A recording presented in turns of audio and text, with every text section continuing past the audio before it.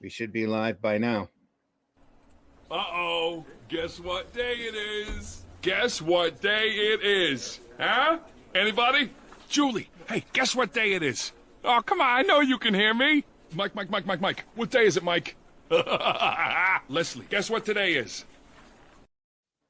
Anybody? Guess what day it is? Sunday? Holiday, bank holiday. Church day? Glenn, you should know what day it is. Is Sunday, it, What day it is, Glenn? is it all us going to church? What day is it? It's Sunday. It's the 28th of August, Oh, it's Jack Kirby's birthday. 2022. 100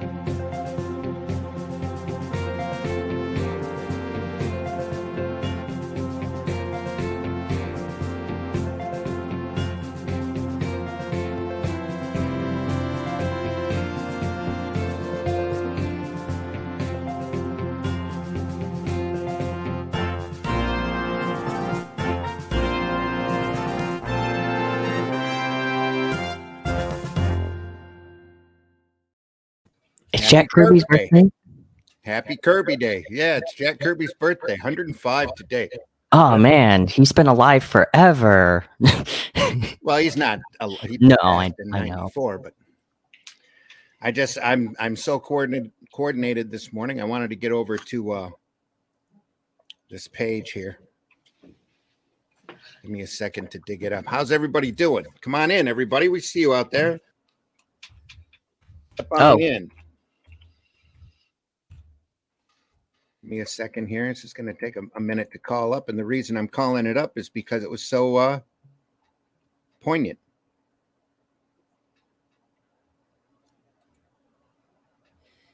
I saw it this morning and I'm like, oh, that's cool. It's okay. We all have those days. We'll make fun of you and judge accordingly. That's fine. Do what you have to. He's used to that. Yeah, I am actually. It was free comic book, or it was a comic book pickup for me yesterday, so that was fun. I always go on Saturdays because my favorite people are there on Saturdays. It's time when you can kick back and relax and talk to people. Right. Remember those yeah. old days in the shop that you used to go into? I used to look forward to going in once a week. Barry was the guy's name that was behind the counter. Mhm. I'd go into this bookstore that had direct market books. One of the few places that got the direct market. This is just as the direct market was starting. He was getting comics from Big Rapids Comics, which is a distributor that nobody's heard of. They were around for only a couple of years. I think they turned into Glenwood distributors. Oh. And I'd stand there for hours on Saturdays and talk to them about stupid things about comics. Who do you think is more powerful, Thor versus Hulk? You know, who do you think is more powerful, Hulk versus Superman? That kind of stuff. And it's just great times. You know. Well, now we know that Batman can beat everybody, so all those points are just completely only if he plans hard enough. Mitch, guess what day it is? Sunday. Okay. Sunday. Not just Sunday. It's the 28th of August. Oh, it is. It is. You know what day it is? Sunday, the 28th of August. Sunday, 28th of August. Okay. Here's a clue. Oh, Jack Kirby's birthday. Yeah. It's Jack Kirby's birthday. Yay. 105. Hello, Kirby. Yeah. That is The eyebrows adorable. aren't thick enough. I want There it that is. as a sticker. I'm sure whoever drew it up is offering it as a sticker. If not, they ought to be. Yeah. They need to. It'll sell millions of copies. Jack Kirby's birthday, everybody. Come on in. I was going to read a quote here from Mr. Mark Ellis. Some of you may know him. Some of you might not know him. He is a professional in the business. It says, born on this day, a man who by all rights should be just as famous as Walt Disney, the immortal Jack Kirby, the creative genius when the early 60s saved comics from becoming half-forgotten pieces of paper, ephemera of interest mainly to collectors. I state without fear of refutation, whatever. Is that a word? Refutation. It's fine. Mark Ellis is a writer, so it's got to be a word. There would not have been anything resembling the so-called Marvel Age of Comics without it. No flourishing comics industry throughout the 60s, 70s, and 80s, and definitely none of the Marvel Studios cinematic blockbusters the last 10 years, several of which passed the billion-dollar box office mark, making the Marvel Cinematic Universe the most successful film franchise in history. Jack's staggering body of work, his countless creations, continues to influence, teach, and inspire creators, myself included. Publishers who once treated him as little more than day labor, hired to fix a bad stretch of road, now deify him, while they continue to exploit his concepts and characters. Despite concerted efforts by some revisionists to diminish and or co-opt his creations to popular culture, Jack Kirby's imagination and work will continue to be revered as the gold standard, unlike the editors du jour who dealt with him disrespectfully. He will never be forgotten. Thanks for everything, Jack. Long live the king. Aw, that's adorable. And we have a great shot of Jack there at the board. Yeah. His pipe is awesome. Like that's how I want to be when it comes to writing, is just to be able to sit there with a pipe and go, yes, this is great. Wait, what's stopping you? There you I go. don't have a pipe. Well, you might have to get one. Roland, how are you? I'm good. I'm good. How are you? You are just on time. We're just getting around to saying what day it is. Now we'll introduce ourselves and Excellent. we'll start talking. So let me find this stitch. There we go. Boom. Oh, and I should pop this up too. I came prepared today. I actually prepared a little bit. Boom. Oh, there we go. Ooh. Yeah. That is a great, behind us is a great a silhouette photograph of Jack at the board. Beautiful. This is Kirby. Kirby Day, everybody. Kirby Day. Yeah.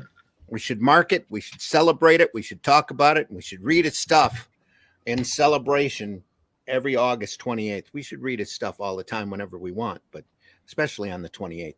I'm your host, Randy Zimmerman. I'm a longtime alternative and independent comics publisher, producer. Done just about everything in this business except work primarily for the big two, or what used to be the big two. I guess, the words big two and mainstream don't really apply much anymore, but it's not our fault. We're still out there banging away and doing what we love, drawing the comics that we need to draw. And really glad you're here for another episode of Sunday Funnies.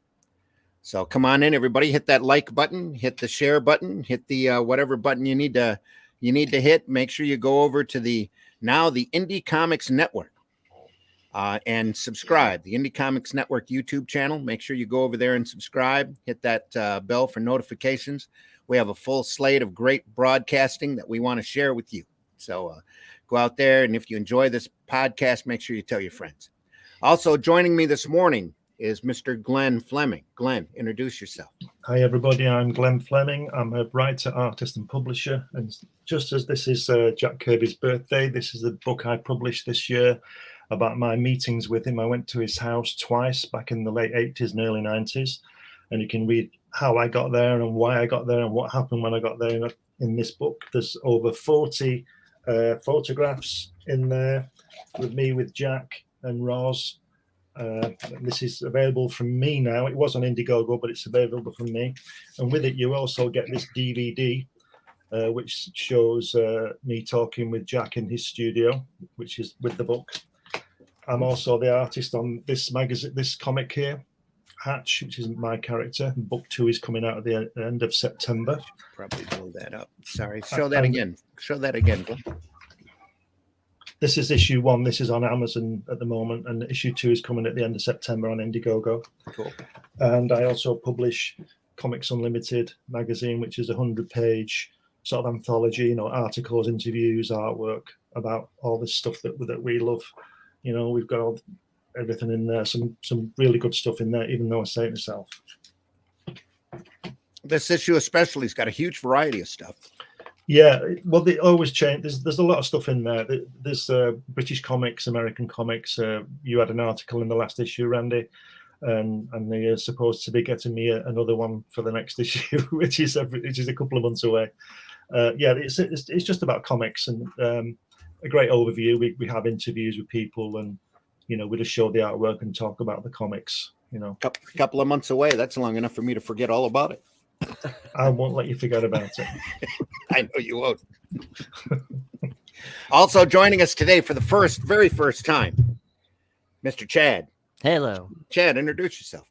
Hi, I'm Chad Perkins. I'm a writer for the book Blue Lullaby. My copies are over across the room, and I'm not wearing pants, so I'm not going to grab it. We thank you for that. You're welcome. It's published through Marcosio Enterprises back in March. The trade paperback is currently on pre-orders through Barnes & Nobles and Amazon, and it's going to be awesome, so make sure you go pick that up. And I'm currently working on a Kickstarter with another horror Cthulhian multi-genre book about furries, and that's launching hopefully in October. We almost had Charles Santino on today, but he was on the road. So you get me. Your fellow Marcosian, he's also being published by Marcosia Press. I'm still learning everybody from there. Does a book called Rammer. Oh, okay. That's a fun book in almost a Bruce Timm animated style. It looks really sweet. I will look into that. Really good. I'm still learning out all the writers for that company because they got a lot of people. Yeah, they print a lot of stuff. Yeah. So yeah. Also joining us today, co-hosting is Mr. Mitch. Mitch, introduce yourself. Almost awake, Mitch. Yes. Eventually, I'll come fully awake. I'm Mitch Rogers. I'm a 14-year veteran of the indie comics industry, horror writer and artist, creator of the Boger comic book series. Hang on, I should blow that up too. Show that cover again. Show that cover again. There we are. All right. Boger. And other horror comic short stories and such called the Flesh and Blood Collection. Okay. Also joining us today in a rare appearance. He actually got up early this morning. I did. Gave you enough of a warning. So that's good. We're real happy you're here, Roland. Mr. Roland Mann. Roland, introduce yourself. Hey, Zim. Yeah, I'm Roland Mann. I'm glad to be here. It is a little bit early. I still got a Pop-Tart I'm going to be eating during the show. So I have a breakfast burrito. I'm still working. That's right. It's all good. Been working in now the comic book industry for about 30 years. Got my start in the late 1980s. Thank you, Teenage Mutant Ninja Turtles. Most folks know me because I was an editor at Malibu Comics and at Marvel Comics for a while in the early 90s when there was lots of money in comics. And I am a college professor now, and I make comics by night, and I run the small press company Silverline Comics, where we've done about 30 comics over the last 2.5 years. Wow. I just decided we're going to do a late night program because I've been talking to our HR about doing a show on here late night so that we can get everybody in that we can't normally get during the day. Yeah. That's why we run the early morning show because Glenn's actually awake during this time. Right. It's Most of the time. It's like after lunch for him, isn't it? Yeah. It is. We'll call it Comics by Night. We'll take that old Werewolf by Night logo. Oh, that's and cool. Change it over. Comics by Night. It'll be great. I already claimed it. Sorry, folks. I got it. Dang it. Cross that off my list. There you go. Somebody probably already has it. It's a good title. So Yeah. We'll see how it goes. It just seemed like the thing to do. Werewolf by Night's a cool character too, so Yeah, one of the many not seen or not used at all on film. So we'll see what happens. Just imagine the money they'll make if they make a Werewolf by Night movie. Oh, yes, man. all $4. But you're right. If they do, they'll mess it up. Well, I was going to say if they do it right. Yeah, there you go. That's the whole thing. He's getting a one-shot TV thing on Disney Plus in October. I think it's supposed to be coming out. They say he's supposed to be getting it, but I haven't seen a logo for it, and I haven't heard anything more about it. I know that there's a Guardians of the Galaxy holiday special coming up. Yes, to kind of poke fun at the Star Wars holiday special. I hope it is just verbatim of the Star Wars holiday special, but just with Guardians of the Galaxy characters. It's just the script, and it's just Groot screaming at everybody for that an would hour. be funny. Yeah, That would be funny. If you haven't seen the Groot shorts over on Disney Plus, definitely worth your time. They're goofy I gotta little, see those. goofy little 5-minute shorts that are, some of them are pretty hilarious. So I've been into the She-Hulk right now. So a lot better than a lot of people are crying about. You know, Yeah, we watched the first episode and enjoyed it.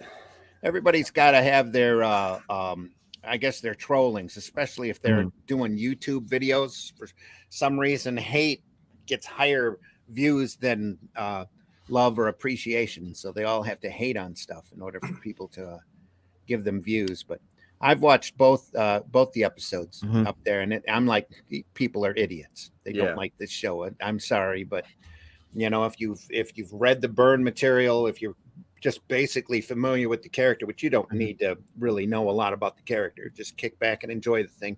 Origin's different, but that's okay. You know, the wife's looking at me all the time after every show going, people hate this thing. I said, well, apparently. I mean, I guess, I don't know. It's I'm like finding it funny, lighthearted, and just, you know, you can't think about this stuff too much, or else you would have hated every movie that was out there. And if there's people out there like that, I feel sorry for them. Oh, I know a couple. Well, and again, the thing that I think we've talked about this before, Randy. The thing that we have to remember is that the comic reading audience is so small. The overwhelming majority of people have no idea that, you know, She-Hulk was a comic book. You know, so it's just the few that have read the comic book that are complaining. Yeah. She's also the first to break the fourth wall too, and I really like that. Oh, she's not. No. Man, see, this is why I'm hanging out with you guys who are much older. That is an old time theatrical device that goes all the way back to Shakespeare. So would he be the first? She'd be the first comic book character then, or no? No, Deadpool did it. Yeah, I thought. No, Deadpool I don't think. I think that Deadpool came in after she did, but Ambush Bug broke the fourth wall a couple times, and that's just lately. I think Lobo broke the fourth wall a couple times. There was some British like Dennis the Menace back in the 60s. I remember in the Beano that used to do that kind of thing. Not all the time, but it's an old device that can get real tiring after a while if it's not used correctly. And don't forget, Kirby used to do it a lot of it on his covers, didn't he? When he'd have somebody looking back at the reader shouting something, you know, the monsters on the loose or whatever. You do it all the time, so you know. Good Lord, Tobo, the giant piece of concrete will destroy us all. That's right. Yeah. So it's an old device. That was a very well drawn piece of concrete, though. It's funny that you say that because I saw someone post on Twitter. I think it was my good pal Kirk Spencer. Posted on Twitter. When someone posted a cover like that, he goes, "It's funny. How did they always know the name of this strange monster that just now showed up?" I like when they do that, especially when it's a monster that isn't very threatening, like Spider-Man. Oh, it's Paste Pot Pete. Paste Pot Pete. Yeah, they had to change his name to the Trapper because they kept tripping over Paste Pot Pete. Oh, really? Yeah. Oh man, now we won't see him. Now we'll just see the Trapper. Oh no, he's but still if you look part at of the that Frightful Four. Yeah. What's that great Kirby cover? I think is it Amazing Fantasy? It's one of those one of those early comics where there's a monster on the wall and there's a guy looking out the window and this monster's hanging onto the side of the building, and the guy is in the window, and if it was a real person, the guy must be about 15 feet tall because his shoulders and head are too big for the window. Do you know which one I mean? Have you seen that? Isn't that a Spider-Man cover? No. Okay, because I was thinking the one where Venom's hanging out the window, but maybe that's later stuff. No, this is back in the 60s. Who worries about things like proportions? Well, yeah, I'm going to say that you get the master of perspective and it distorts it. Yeah, as long as it works. You weren't supposed to be realistic back then. Right? No. So that's why we have superheroes, because they're not supposed to be realistic, and that's why we have comic sales dropping through the floor. That's why, because everybody has to be angst-ridden and realistic, and worried about whatever local or whatever social problems the writer can come up with. Just an embarrassment. I've not seen this new Hulk thing, this She-Hulk thing, and I won't be watching it. But I remember I bought John Byrne's graphic novel back in 86, was it 84 or something? And I can't even remember the story, but the artwork was superb and that was good enough for me. But I won't be watching this series, I don't think. Well, John I can't- Byrne was amazing, but Byrne wouldn't have been. None of these guys would be where they're at if it wasn't for Kirby No, that's right. Yeah, of course. out Yeah. there. There's so much Kirby out there. We just Roland was mentioning the Teenage Ninja Mutant Turtles earlier. Where do you think the turtles got their square fingers from? That's so. There's so much obvious Kirby in Eastman and Laird's early work that it's just screaming. Yeah. I just thought they couldn't draw fingers. They did a documentary called Turtle Power a few years ago, and when they talk about meeting each other, I'm specifically like point out their mutual love of Kirby. Mm-hmm. And it shows like all these great covers that Jack Kirby did, kind of show the true influence. Well, there's a period in the 70s and early 80s you couldn't escape a Kirby cover on a comic. Yeah. At Marvel, it just didn't happen. Everybody, I think he drew every character, every title, at least once had a Kirby cover on it, just like they used to have Gil Kane covers on there, because both of them are so dynamic in their composition and their art style that you couldn't deny them. Plus, they could kick it out in a hurry. Hey, Jack, I need an Avengers cover that has such and such on it. Can you do that for me? Okay, boom. It was there the next day. Didn't Gil Kane just do covers for a couple of years straight in the 80s for Marvel? He was just that wouldn't surprise me. Yeah, it wouldn't surprise me at all. But I think he was always doing some interiors in there at one point or another. Mm-hmm. He had such a nice run on Warlock and Captain Marvel and Spider-Man, and Yeah, he drew a few of them as well. Didn't he, Gil Kane? He was good. I just ran across a Ghost Rider cover I had never seen before that was obviously Gil Kane. That was just amazing, sitting there just ogling at it with the motorcycle coming in. So back then they used to put all the artwork in a frame, and this has got Ghost Rider jumping on a car or off of a car and just barely out of frame. Just really sharp stuff. And it's like, oh, that's so Gil Kane right there. It's beautiful. Yeah, it was good. Good. It's incredible stuff. Now we just have Scotty Young. Well, anyway. I like Scotty Young, though, but he is everywhere now. It's not bad if you love chibis. It's all good. So he's got the good stuff. So is today really Jack Kirby Day? It is Kirby's birthday today, August 28th. So is this a real thing, or is it just... No, but it ought to be. Okay. I was going to say, how did this come about? How did I never not hear of this? Disney ought to be pushing it. I didn't know. I woke up this morning and ran across Mark Ellis's note on Facebook, and I'm like, yes, of course, it's Jack Kirby Day. We need to celebrate, We really do. So we had an opening with a bunch of Kirby covers on it, and we're here talking about Jack and his legacy. 105 have you guys seen would have been today. One of the things that I show in my class every month is that someone on Flickr has taken Jack Kirby's double page spreads and just made a photo album of it, and you can literally just click from one double page spread to the next. It's just it is a thing of beauty. Well, that's cool. I show it to my class once a month, and of course, I'm showing it to myself half the time too, because I'm just like, man, look at this. I have obviously I have some favorites in it, but it's like, man, look at this. Yeah, it's fantastic, isn't it? We all have there he is, the man. About our favorite Kirby's here in just a second. Go ahead. There we go. Oh, hang on, Glenn. I got to blow that up. There we are. There you are. Ooh. Now that's when you're 15, right? Yeah. Yep, I was 15, and there he is with that fantastic drawing board as well. Ooh. It's so simple of a drawing board too, but man, this rickety old thing that he drew just about everything, from. It's just fabulous. It's great. A lot of stuff covered that table. Yeah, you should see it when he's not. You should see it straight on with his desk next to him. It's all covered with ink stains, and you could tell that sucker's been worn. And it wouldn't have it any other way. It's the only way. I've got a drawing board next to me here. I've had since I was 19.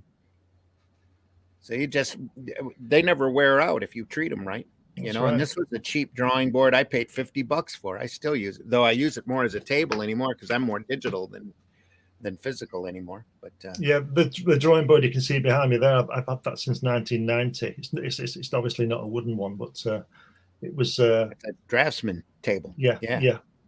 So Sweet. everything comes from that. It's great. But you can tell that board from Kirby's like 40s, 50s. Yeah. He's had that Yeah. forever. Just classic, well made, well built back in those days. And able to take a ton of abuse if it has to. Yeah. Yeah, there was. I heard talk that we're going to put it in the Smithsonian, but I think Neil Kirby has it. I'm not sure. I know. Yeah, the family have I it. think that was an urban legend after he died. Yeah. It had gone through the industry that the Smithsonian had come in and requested his table. Right. But They I should. think that was just legend. Yeah, they should. Yeah. They should put it up on display. You can't see it, but this desk I've had since probably 1987, 88, something like that. Yeah.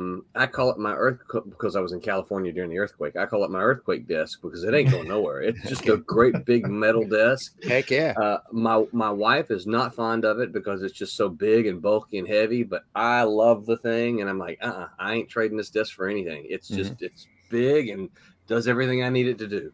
There you go. Yeah. Yeah, mine, which is at the other end of the room over here, I got it as a graduation gift when I graduated high school for my parents. There you go. Covered in ink. Covered. Mine's Yeah, covered in paint. If you just look after things, they'll do you well, won't they? Mhm. As simple as that. Yep. And they're not cheap things to buy these days either. So Nothing's cheap these days. Oh, yeah. You do. I you just know got what reminded of that. The wife just got back from grocery shopping. It's like, ooh, Oh man. screaming. No, I got my art desk for Christmas, and I was so nervous of actually like breaking it in that I wanted to keep it all nice and pristine. And then the moment the first drop of paint hit, now it's just a huge mess of paint. My wife doesn't like it because it's like chipping and everything, and she's like, "You should Yeah. clean it." I'm like, "No, it means that it's being loved." Well used. Yeah. Yeah. Yeah. What were you going to Yeah, say, if it's- Roland? If it's, oh, sorry. Go ahead. No, I was just gonna say I remember because I picked the desk out and it was a gift from my parents as well. $45. Yep. $45. Comic book Yeah. black belt on Snowfit's Camel Day. Russ, if you want in, I'll send you a link, buddy. I don't think I sent you a link this time. I thought you might be busy. Russ. Be happy to have you in. Sin Killer says happy Kirby Day. Happy Kirby Day, Marv. Says, what up, what up? Max DeVille in the house. Max, nice to hear from you, buddy. Says, I have 2 books published by Marcosa. Yeah. Oh. That's cool. There you go, Russ. Hang on, Russ. I'll send you a link. Mr. Rainbow says, good morning. Sin Killer says, DP way later. Steve Gerber with Howard the Duck. Oh, I yeah. didn't know he Postmaster wrote the Dan. 4th wall. Yeah. Yeah. Zdarsky's- Howard did everything though. Yeah. Howard was crazy. Howard was Steve Gerber all over. They Mhm. I liked when Marvel started recently pushing all like their weird characters. So we had Zdarsky's new Howard the Duck, a new Squirrel Girl, and everything. It was kind of a shame none of that got picked, like went as hot as it should have. Because man, I would have loved to see that Kevin Smith TV series of Howard the Duck. So See, I don't know. For me, I didn't even look at it because I knew Steve and had the chance to work with him in the 90s. Mhm. And I know his hatred towards Marvel and what they did oh, regarding Howard the Duck. So Mhm. I've never picked anything up Howard the Duck that wasn't Steve. what did they do? There's just way too many deconstructionalists up there anymore working at those companies. Yeah, and so way too long a story, but Oh no, we got a little bit of time. You can always condense it down. Well, Steve Gerber was in a long he had a long lawsuit with Marvel over the rights to Howard the Duck, in which Jack Kirby actually tossed in and helped him out. I want to say he did, Destroy a Duck. yeah, he did it. Yeah, Destroyer Duck. I still have that book. Oh, I probably have mine within hand's reach if I tried hard enough, I think. Oh, mine would take some searching. But yeah, so he was trying to raise funds, and Kirby did. I want to say he did an entire issue. Yeah, he did. Of Destroyer Duck. He did. And he donated the artwork to him. Didn't Right. He donated every bit of it to Steve so that he could cover his legal expenses He? Yeah. to fight Mark. In the end, Steve Gerber lost, which is again why I think that I have problems picking up anything anything new that's Howard the Duck that doesn't have Steve's, Well, that's the way I've been feeling this past few years. Why I've sort of dropped out of the comics thing, and I don't watch the films. It was mainly to do with the fact of the lawsuit that the Kirbys had with Marvel. Yeah. And I know it's been resolved, and all parties are probably happy now, but it still sticks with me. Yeah. But Howard the Duck is like anybody trying to come in on New Gods now. It's just not the same. You can't grasp, or most of these people coming onto these titles have no idea what the original intent of the character was. Same thing with Wonder Woman and Molten, because that was a whole different vibe, a whole different character. You can go right down the list of people. These like Gerber, they take on Howard the Duck, and it's their character. A lot of it is themselves. Oh yeah. You can tell that Howard was a bittered, opinionated duck, and there was a lot of Gerber there. You could see that. And nobody else coming in. Jack Cole, Plastic Man's another grand example. C.C. Beck's Captain Marvel, also another example. They can't grasp the feel, the whimsy, the exact attitude of the character, because there's so much of that artist that's already there. Well, I'm not throwing barbs, Chad. Be duplicated. Yeah, I'm not throwing barbs, Chad. I was just kind of saying this is my kind of take on the new. Yeah. Oh yeah, no, for sure. I like learning about the history of older stuff because nobody at Marvel's ever going to be able to do Dracula. It's just not going to happen. It's not going to be that they can do Dracula, but it's not going to be the same because Marv and Gene aren't on the project. They haven't met me yet. No, I'll throw all of my Howard the Duck stuff away. I understand. No. Don't do there's that. still so much great stuff out there. And if you enjoy it, you should definitely keep it. We're just giving opinions about what we love. No, I love learning the history of like where these characters came from and what they originally were. I actually have the omnibus of Steve Gerber's Howard the Duck stuff on my shelf. Oh, excellent. Yeah. It was have you read it? I haven't, because it's really pretty. I do have some of the other older Howard the Duck stuff, and then I have Zdarsky's run that I have read. I got to crack open that big omnibus. That's why you go through and track down the essentials in the Showcase Presents. If you ever see those at conventions and you can pay $20 or less for them, buy them. It doesn't matter who's in it. Yeah. There's a reason why it was printed in that large of a volume, and you need to buy it and take a look at it. It's all in black and white. It's all printed on newsprint. It's made to be looked through and destroyed. And everybody should. I'm kicking myself because Ollie's down the road from me. They have they liquidate comics. Oh yeah. They have all those, and I'm kicking myself because they had the showcase of Elongated Man in black and white, and I was like, oh, I was looking, I'm like, oh, this looks really cheap. And then I found out what they were for. And I was like, oh, now it makes way more sense. And now they don't have it anymore, but I wish I would have grabbed it. Well, they went through a lot of that stuff. I don't know if you're familiar with Ollie's up here, Roland or Mitch, or even Glenn, but they're a end run store. The odd lots are kind of like that. Before. Where what happened is Marvel and DC decided they didn't want to pay for their storage space anymore for all of the books that they got printed overseas. And Zenescope. Because it was Zenescope and Boom also.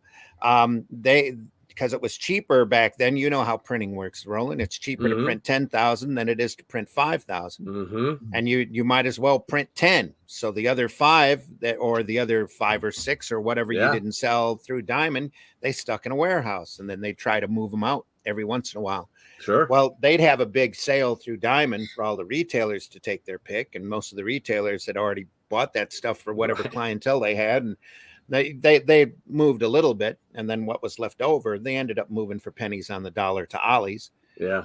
Who went through their entire chain. There was a couple of years there. I ended up walking out with boxes, $100 at a time with stuff. Because they were selling like Showcase Presents of Captain Carrot and the Amazing Zoo Crew.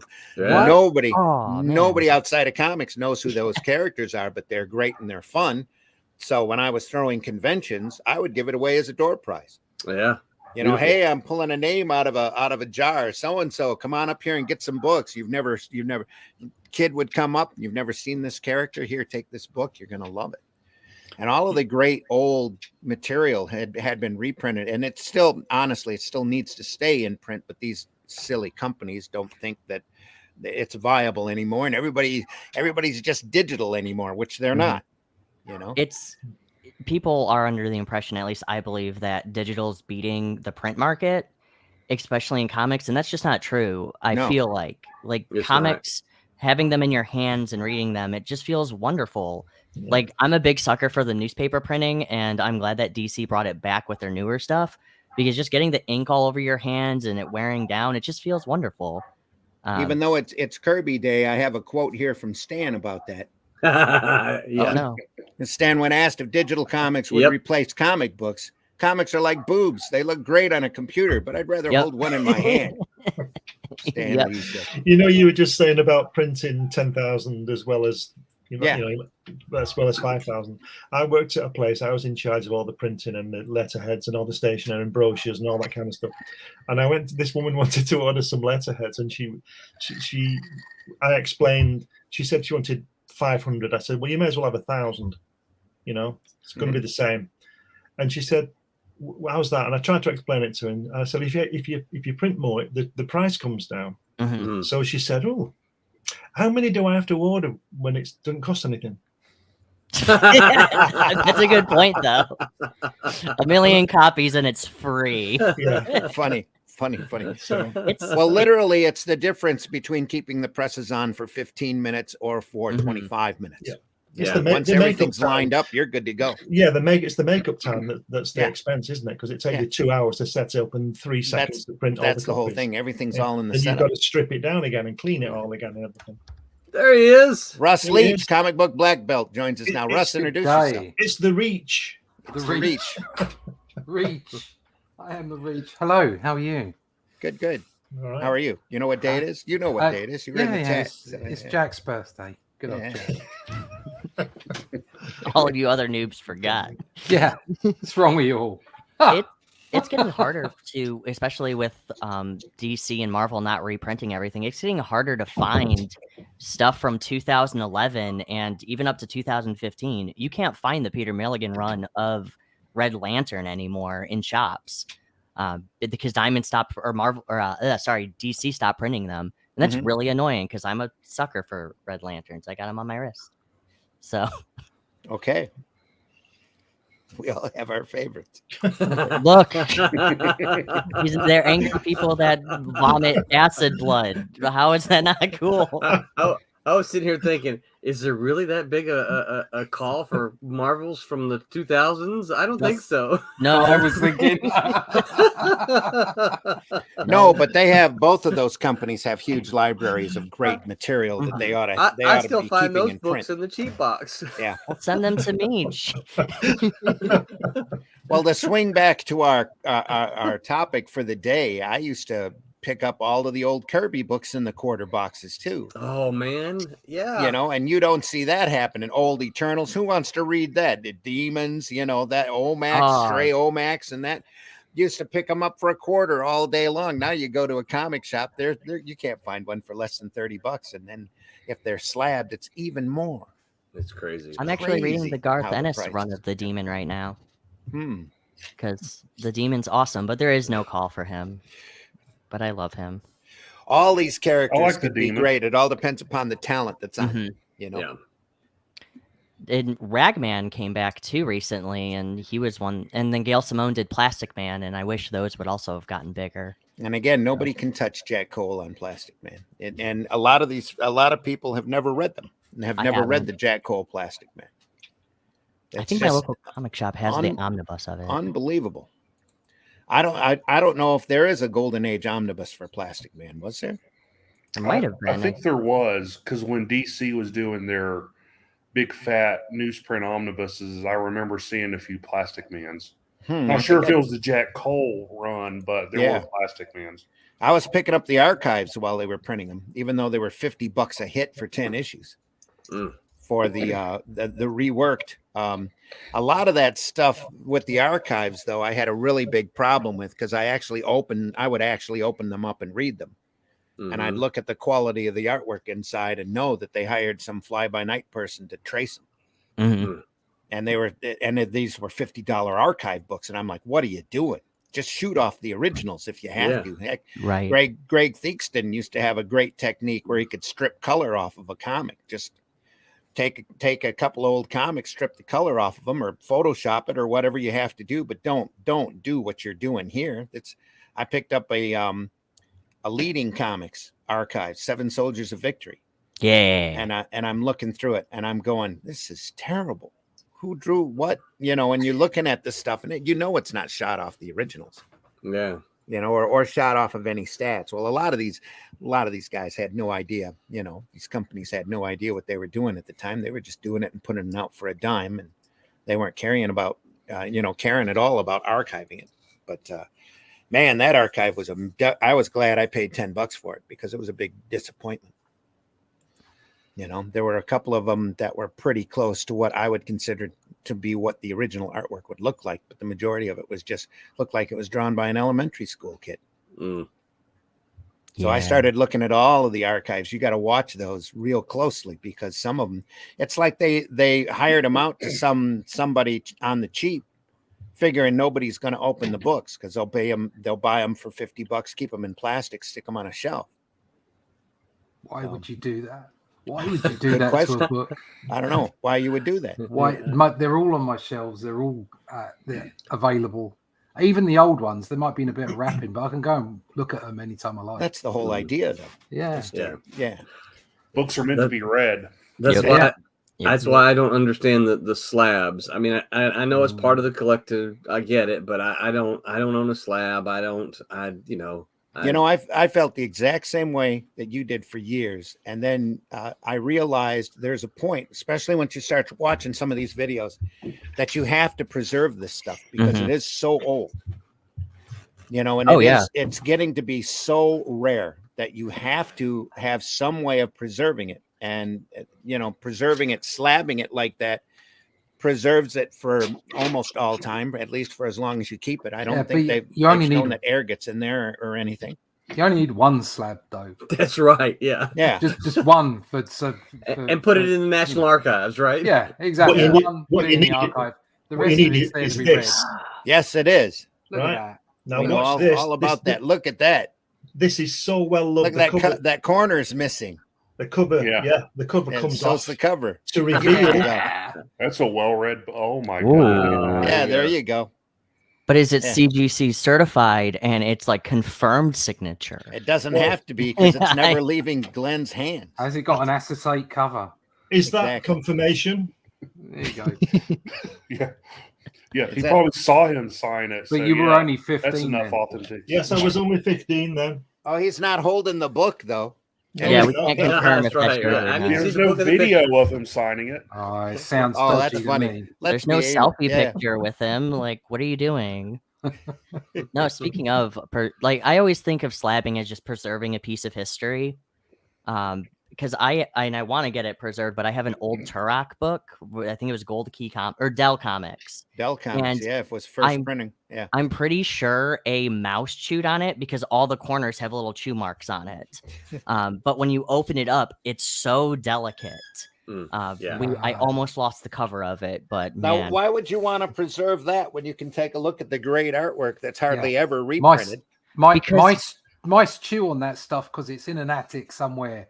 Get it on a shelf so you can read it all the time. Yeah. That's where you go. Yeah. Put it in a bag and a board so that you can take it out every once in a while and keep it away from the mice.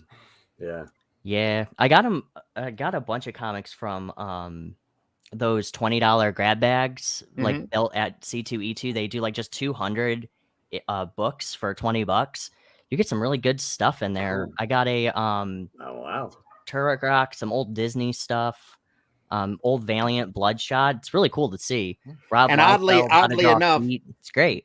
Those are all probably books that retailers have had sitting collecting dust for decades, that they decided, we can't sell these. We're just going to blow them out and just here, let's put them together but it's all great reading. They've been in my 50 cent boxes for 10 years, 15 years. Let me just put them in a package and see if I can sell them that way. Yeah, exactly. And I'm one of those people that's a part of that problem. But no, it's not a problem. If they're picked up and read, that's the whole idea behind them. If a retailer has had them sitting in his shop for decades, he needs to move them out. Listen, I am a sucker for cheap boxes. I will go and drop money on the 25, 50 cent. If it's 25 cents a book, I'll buy stuff that I'll buy stuff that I'm pretty sure that I have just so that I can give it away. Yep. Yeah. It's like 25 cents. I'll buy this. I'll give this to somebody who I think will appreciate it. Yep. That was a lot of my purchases at Ollie's was to give stuff away. Yeah.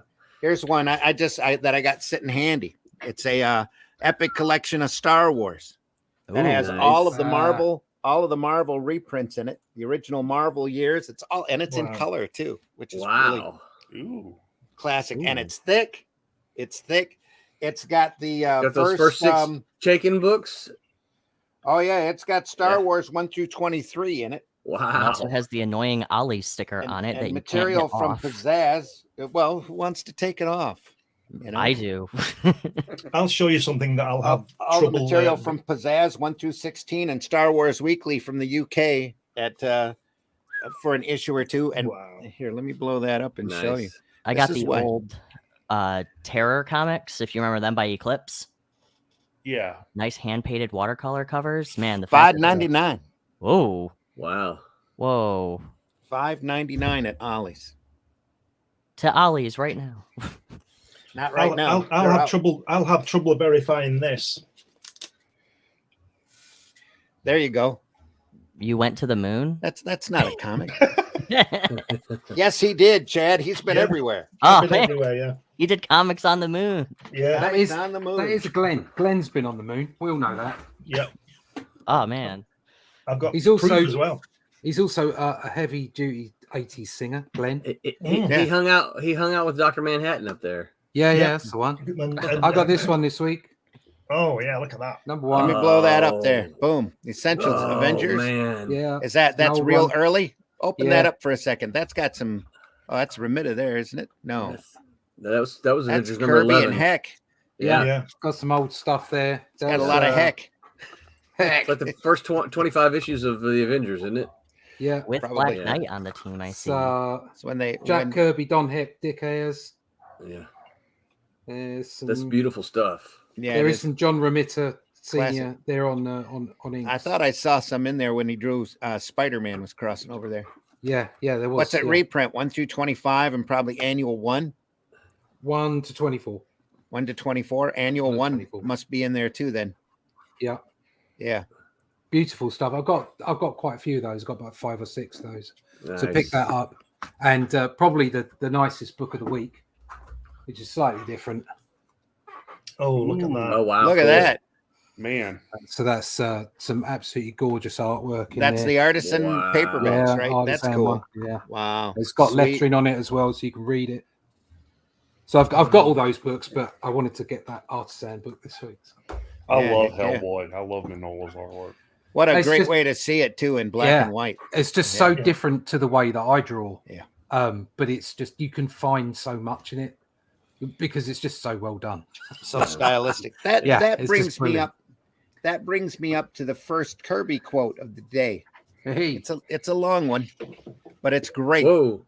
ooh, that It is says a if long you're one. an aggressive individual and you want to make make it in this field, and there is no school, you make your own school. You make your own school. I say that you borrow arms and legs and heads and necks and posteriors from anybody you can.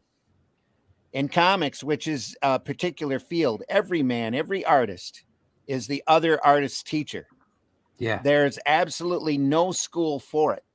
People can teach you the mechanics of it, which is good. I can see a good reason for that. But drawing a good figure does not make you a good artist. I can name you 10 men right off the bat who draw better than I do.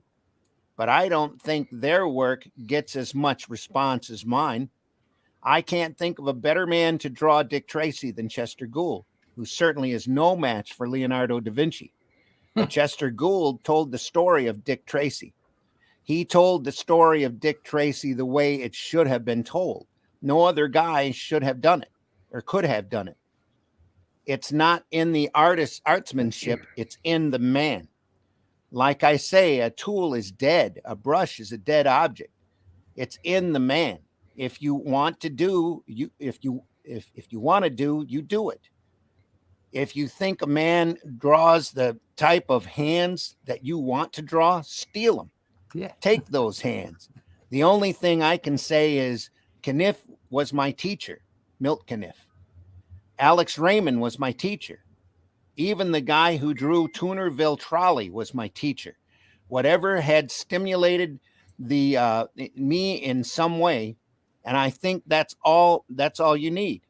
You need that stimulation to make you an individual. And the draftsmanship, hang it. If you can decently learn to control what you can, learn to control what you have, learn to refine what you have, damn perfection. You don't have to be perfect. You are never going to do a Sistine Chapel unless somebody ties you to a ceiling. Damn perfection.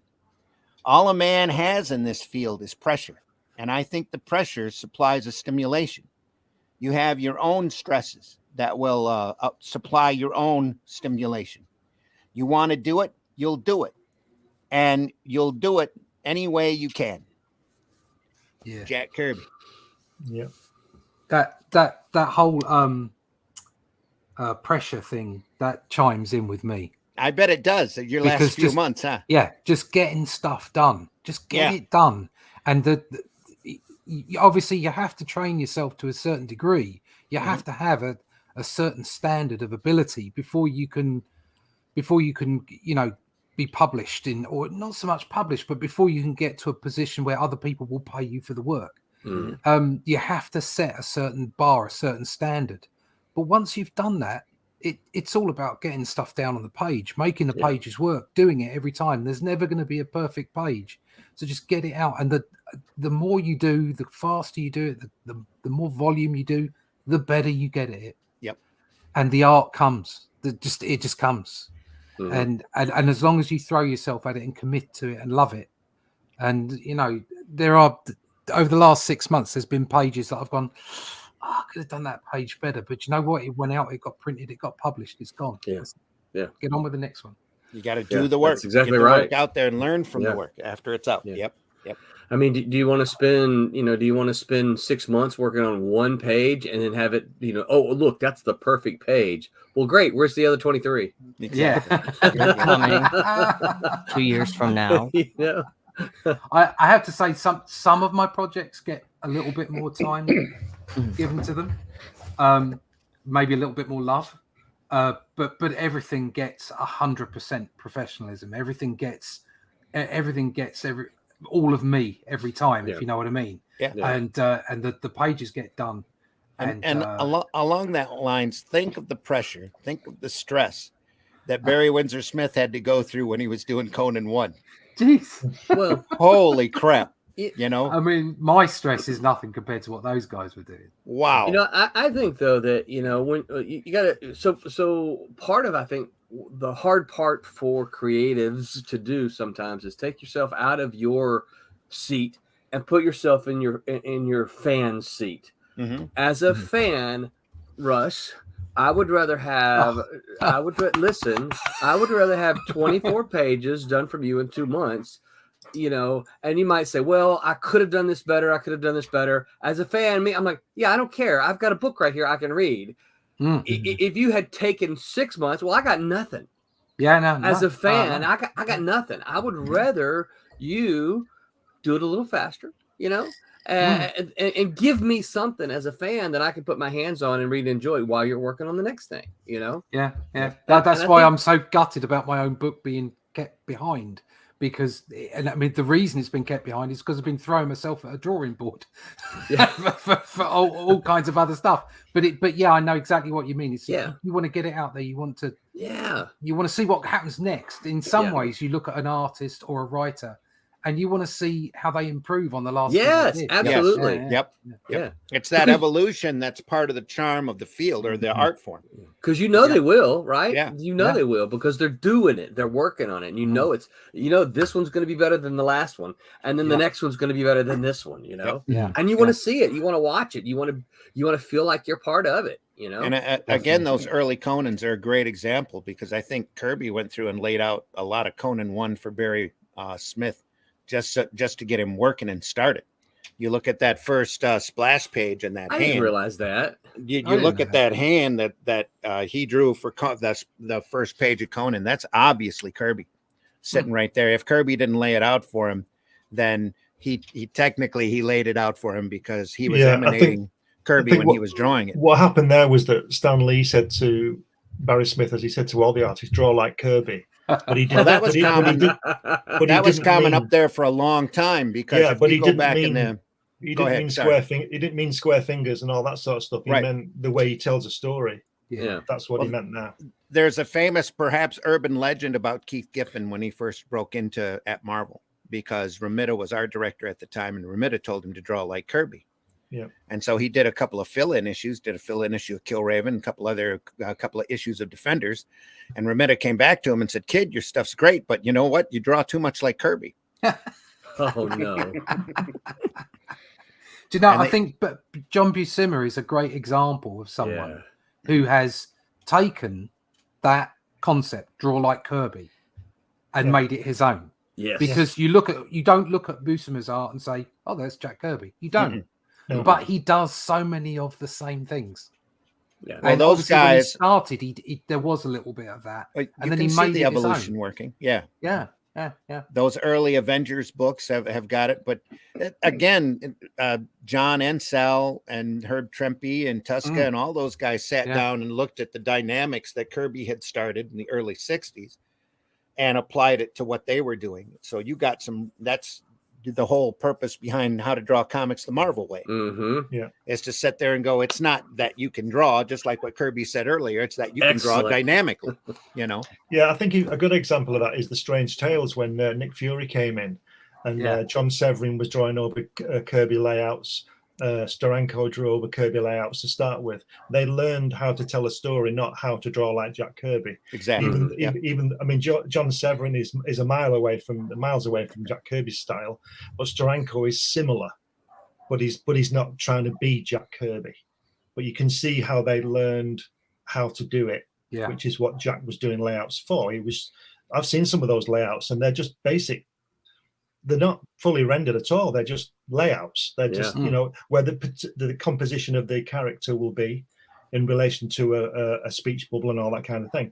Right, that's what they learned. That's what he taught them. And like Randy says, if Barry Smith if Kirby didn't do those layouts, he did those layouts in the atmosphere. Do you understand what I mean? He picked up on it and learned how to do it. And that's the sign of a good artist. That, like in the quote from Jack, where he steal everything. Picasso. What did Picasso do? He signed that paper. Picasso was in a bar somewhere in Paris, and somebody came up to him one day. I don't know whether this is true or not. Came up to him and said, "Is this one of your drawings?" And he signed it, and he said, "It is now." So he stole it. David Bowie used to do that. David Bowie used to steal everything and just tweak it a little and make it into David Bowie, which is, I guess, what we all do and we should do. Yeah. There's a difference between stealing the concept and then actually tracing over things. Yeah. Well, that quote we just read from Jack said, if you find that's a nature of the business. If you find somebody that draws the hands that you like, steal those hands. Yeah. But don't take a photocopy of them and trace them every time you want a hand. If I can have a claim to fame, when I went to see Jack Kirby and I took him some of my pencil pages, which are in the book, he said to me, now get this, he said to me, "You see what I see." You and draw I said, a lot like me. Yeah, and I said, "Well, you showed me how to do it."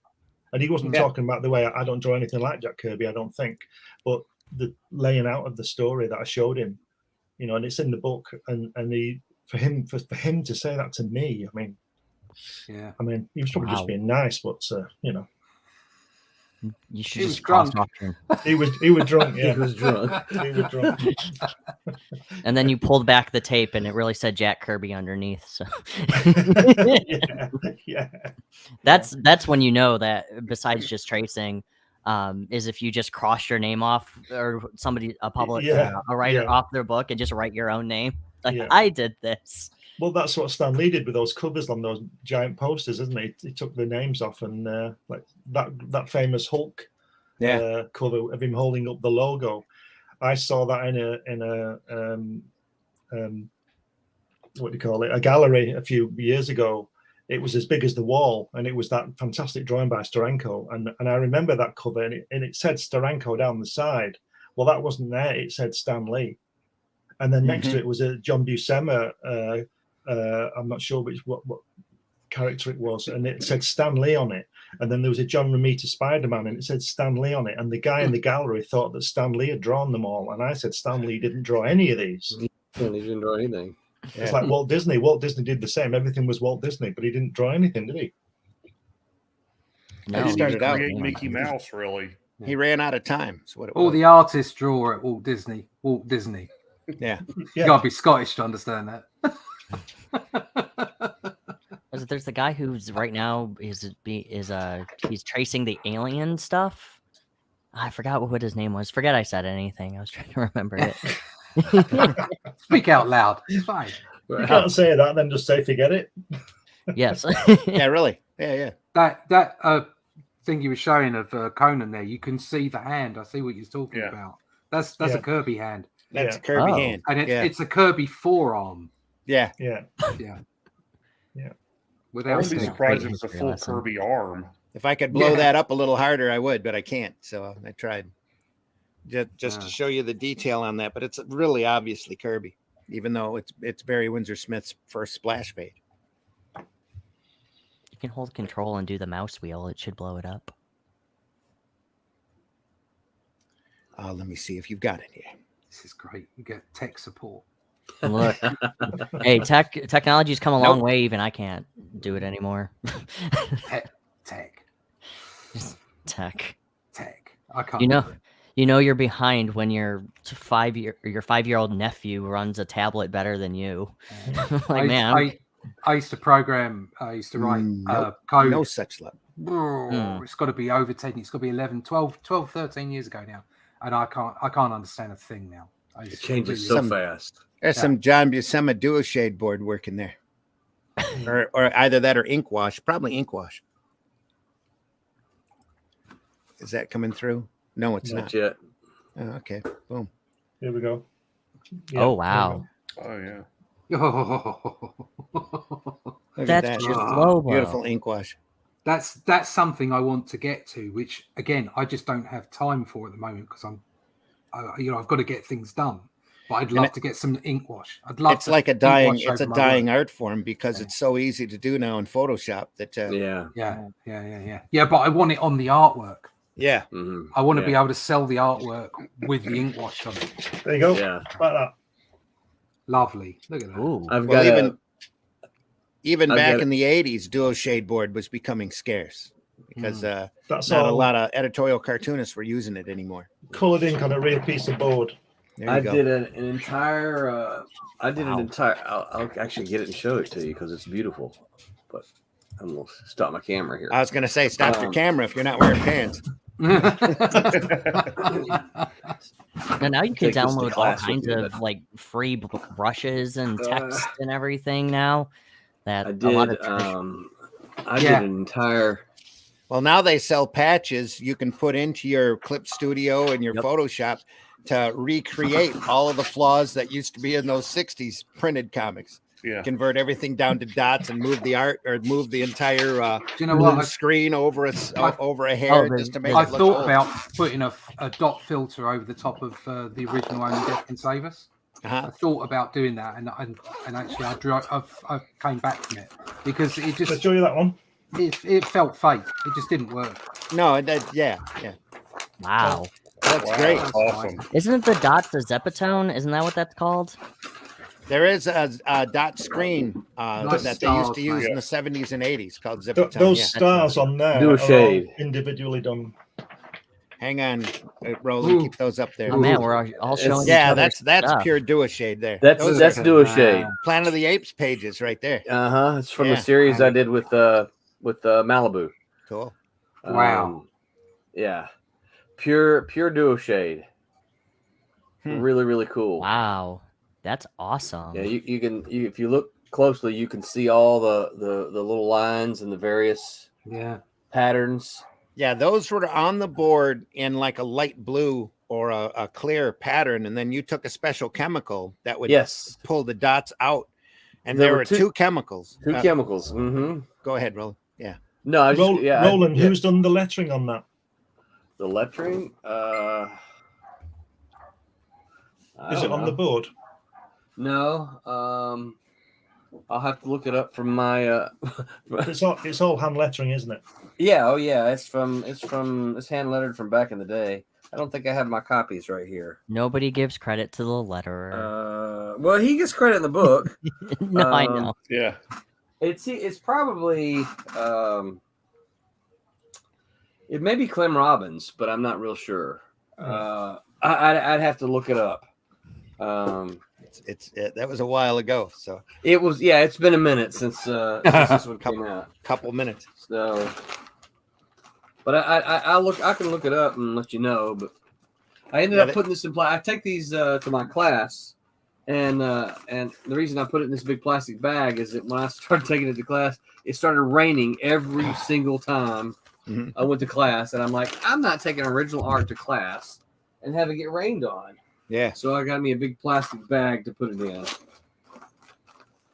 Got me curious as to who lettered it. Joseph, you can't come on without your Donatello hat or your Raphael hat. So, lettering is a misunderstood art form. It's like the bassist in a band. It's very undercredited and appreciated. Yeah, they are the bassist in the band, pretty much. Yeah, they set the tone and they keep the rhythm. So, more ways than one. And there are comics where you can tell like the lettering has not been like properly aligned or credited, or it just gets cut off and everything. Especially a lot of the new Marvel and DC stuff. Yeah, I was watching a video of Cartoon Kayfabe, and they were dissecting a what they call an outlaw comic with Tim Vigil and Tim Tyler, and there were a few other guys on there. And I'm looking at that anthology book, going, "Please don't mention the letterer. Please don't mention the letterer. That's a shit lettering job. Don't mention that letterer, because I lettered it." Yeah.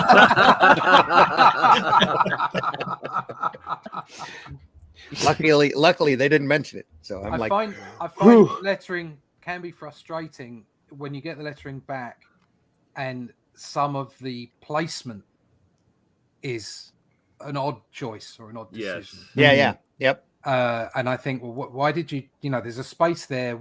Why didn't you put the balloon in the space? Why is it covering nothing the more art? frustrating than a bad letterer pulling you out of a story in order for you to try to figure out how to read it. It's not always bad lettering. It's like the lettering's great, the balloons are great, everything's put together well. It's just the placement's just off, and you think, why did you place it there? Are you taking note of the art? Or it's very much the letterer's responsibility to get that in there, figure out how to make it flow. So the Planet of the Apes fandom wiki reports it as Mark Moore. So okay, there you go. Oh, I don't remember Mark Moore, unfortunately. Mark, if you're listening, I sincerely apologize. Sorry, Mark. If you're listening, jump in the chat.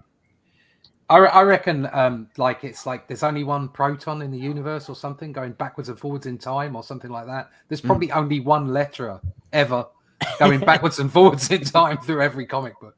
That would be crazy, wouldn't it? It's just Mike Myers Mike Myers, but he's just on everything, just goes by different names. Yeah, that's the one. That's what I should have done. Or you do get letters that I've ran into as well that they'll just copy and paste whatever's in the script and it'll just be centered. And you can tell that that's all they did. So the kerning's not correct. And it's just like, guys, you shouldn't call yourself a letterer if that's what you're just going to do, because that's what I do. That's the modern age of computing, Chad. Back then, we all had to do it by hand with Ames lettering guides.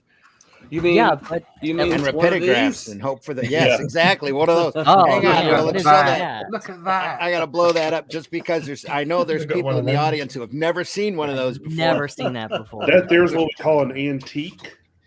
That is. You can Oh, still and buy look. those at some of your better architectural antique stores. Yeah. I have And a a T-square to go with. Yeah. Man, I feel young now. Okay. No, but at least if they messed up and everything with older Also comics, was you my can tell that rattlesnake there was a fan. lot of effort put into it. Yeah. So, and it My showed the favorite- love for the medium. It's my favorite tool. It's my roller ruler. What Hang is on. Oh, that? cool. Hang on. You got to blow that up too. You got to show That's that up. cool. It's a roller ruler. So There that we you are. can get- Yep. What's a ruler? Roller ruler. Now, Chad doesn't know what a ruler is. A ruler. No, I don't know what that is. Like, hit the control button and then Oh. take it off. Except in real life. That's the one. Yeah. There's a famous Facebook meme out there now that somebody found out that the makers of yardsticks aren't going to make them any longer. Oh. Thank you. I'll be here next Tuesday. Pretty much. Hey, dad humor. Come on. That's It's all great. good. Joe, how you doing? Doing good. Good. Thanks Introduce for- yourself. I to the pulled the audience. Scott Rosemont today, right? You did. What's You what's weren't the on the wager? betting sheet though. What's the wager up to? I don't know. I haven't followed the line lately. He's already past the first hour, so I don't think he's going to make it. He's gonna come in at like the last 5 minutes just to spite you. Probably. That is That's what he did Scott last time. Yes, it is what Scott Rosemont usually does. It's like 10 minutes, 5 minutes before. Maybe he's close. waiting for like the Ante to get really high and then pop on with like 5 minutes to go. I think Leaving he's a hoping trail to of collect is what he's destruction. hoping for, but he's not. If only it was real. I keep threatening Rosemont that we're going to actually do that just so I can throw money into the Arrow Comics slush fund. Lord knows it needs it. So Every time Scott Rosemont doesn't come on, put $1 in the swear jar. there you are. Joe, introduce yourself. My name's Joseph. I am the writer and co-creator of Misadventures and Heroes for Causes. And right now we're running our final campaign for Misadventures 1 through 4 on Kickstarter until August 30th at 9 p.m. And we should look at that before we leave today. So if you have that and can throw it into the private chat or put it up in the regular chat, please do that. So it'll save me a little bit of time trying to look for it. We're talking about Kirby Day. It's Kirby Day, Joe. This is Kirby's birthday. Aw, happy birthday, wherever you're at. Also, August 28th. Wherever you are. Jack, we wish you the best. 105 years old, eh? 105 years old. Kirby says the audience is always there, and the comic book has yet to reach its full potential. Mhm. Jack Kirby, Ooh, look at 1917 that and page. 1995. Look at that page. Yes, sir. Is Yeah. that Silver Star? Wow. Yeah, I think so. Pretty sure. Who's Silver Star? How big that page is. When did they go down from double size to 1.5 size? When did that happen? Was that in the 70s? No, it was about 1966, wasn't it? Yeah, Right. it was in the 60s. There were still some artists that worked two up, though, for a little while. Everybody Right. has their own system. Everybody does it their own way. So But it was done to get more pages on the negative, wasn't it? I always thought it was done to keep the mailing costs down into the photography, because that a lot of that Yeah. stuff was running on silver, and silver Yeah, was it was on raging the- back during that Yeah, period. it Yeah. was done on for the production side, wasn't it? Those chemicals, yeah, it was done for the production. Everything's done for the production side, Yeah. except for and space in the newspapers. That's why the 4-panel strip has been shrunk down to almost the size of a postage stamp anymore. Yeah. It's really Criminal. crazy. Sometimes there's more lettering on it than there is illustration Yeah, it's in criminal. some of these strips. That's why they're always very wordy. They And try it's- not to yeah. be wordy. And I have the Yeah. attention span of a pea, so the shorter everything is, the better. The whole point of strips is that they can tell some of the story. Well, you should be able to follow the story without any text whatsoever. Mhm. That's Theoretically. the test of a good sequential art. But much like you have descriptive text in a novel, that's what the art images is. are. They're the descriptive text. They're giving Yeah. you the world, the environment, and then the words are what you read. Yeah. So Yeah. there should be some of the story should be told in the pictures. And I know that sounds like a very obvious thing to say, but apparently doesn't seem very obvious to a lot of people nowadays. Have you seen? Yeah. There's a couple. No of for that. There's a couple of artists that are doing the arrows on how to read the panels. Andrew McLean does it on Headlopper, and I'm like, dude, if you have to put arrows to figure out what way to read it, Yeah. you should probably go back and do it. And I like Andrew McLean. His stuff is very Mike Mignola-ish, so I really do enjoy it. And was it Peter Tomas is on the new Harley Quinn, I believe, as the Tomasi. artist? Yeah. Yeah. Tomasi. He did that in a couple of his panels for Harley Quinn, and I'm like, bro, I mean, Harley Quinn's beating up a guy with a baseball bat. You don't need to give me the arrows on which order it's going to be in. Like, In my view, that's a big no-no. yeah. Judging from the sales of Harley Quinn lately, you see how successful that's been. Oh, look, I think Stephanie Phillips's run is good. I didn't say it was bad Oh. stuff. I'm saying judging from the sales, you see how successful that's been. Yeah. No, Harley Quinn's great. I think she's one of the best redemption arcs of any comic book character recently, at least. But yeah. And with that silence, we'll jump over the next Kirby quote. Pin drop time. It says Superman's going to live forever. We'll Mhm. be reading Superman in the next century when you and I are gone. I felt in that respect I was doing the same thing. I wanted to be known. I wasn't going to sell a comic that was going to die quickly. Jack Kirby. None of us ever do. None of us ever want to. No, That's the whole one of the big drives here is just that we want to be known. No, I don't want to be known. You don't want to be known. I'm more than happy being anonymous, but I do want to leave a story.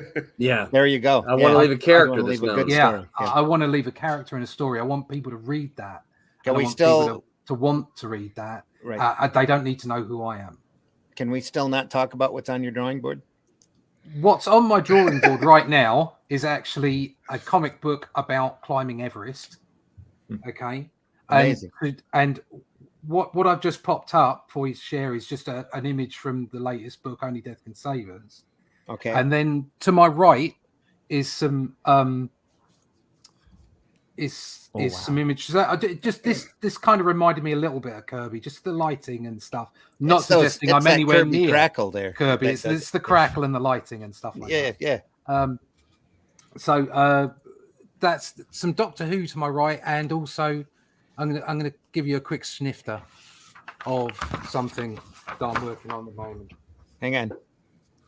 Ooh. Wow. Oh, Look at that. Look at that. that's awesome. You can actually show that, or are you going to get in trouble? Well, yeah, I can show it. That's the cover for issue 6. And I've got here you go. I've got something because we were talking about and Joker earlier. just I think, can just kids, give you there's a quick 5 look. issues ahead before that. So anyway, Yeah, there's going to be 5 issues for that. Where are we? Batman, issue 1, color. So- you're thinking the podcast is too small. Nobody's going to find out that you've mentioned anything. Nah, DC is listening, just like Disney. They'll there know. you go. There you go. I'll share that. So Hate to you break can this to see, you, Chad, but at this point, DC probably doesn't care. With their ratings There you right go. now, with their stock prices tanking with HBO, I'm not surprised. If it bumps their sales any, they still, you might get their attention. But anyway, look at that. There we Ooh, go. That's awesome. Oh wow, That's some character we've never seen before. Yeah. yeah. Who's And, that? who's Clown? Isn't he a Flash villain? I think so. I'm pretty sure you're right. And what's this for? There you go. There's a little bit of Romero in there, I think. Yeah. Yeah. Yeah, I see it. Yeah. Like the Just cats. a little bit. Yeah. And which is this for exactly? Yeah. This is a new magazine. It's a kids Batman magazine. Oh. And it's coming out in Europe. It's starting off in the UK 14th of September. So I've been doing a 10-page strip, like individual one-shot stories. And so the first one's a Joker story and a Catwoman story. But we get to do all of them. I've got a Mr. Freeze one coming up. And we've done the Riddler and Penguin, all that kind of stuff. So it's all like it's classic kind of stuff. and so it's not too dark. It's because it's for kids, so the stories are kind of fairly straightforward and just fun. And the reason that I said yes, obviously you'd say yes to Batman anyway. It's a bucket list item for a comic book artist, but it's for kids. So it's like it's right in my wheelhouse. It's exactly what I wanted to do. Is just draw stories for that area of the market. It's not little kids, not like 4 or 5 years old, but like when I started reading comic books, basically. Like the young adult novels. Yeah, from 5 to 15, effectively. So that word "fun." It's a shame that more comics don't embrace that. Or people get upset when weird things happen. The writer on it, the editor Jason Quinn, is also writing at the moment as well. While we're in the early is that Harley's low brother? Numbers? Is that Harley's brother? It's Harley's brother, yeah.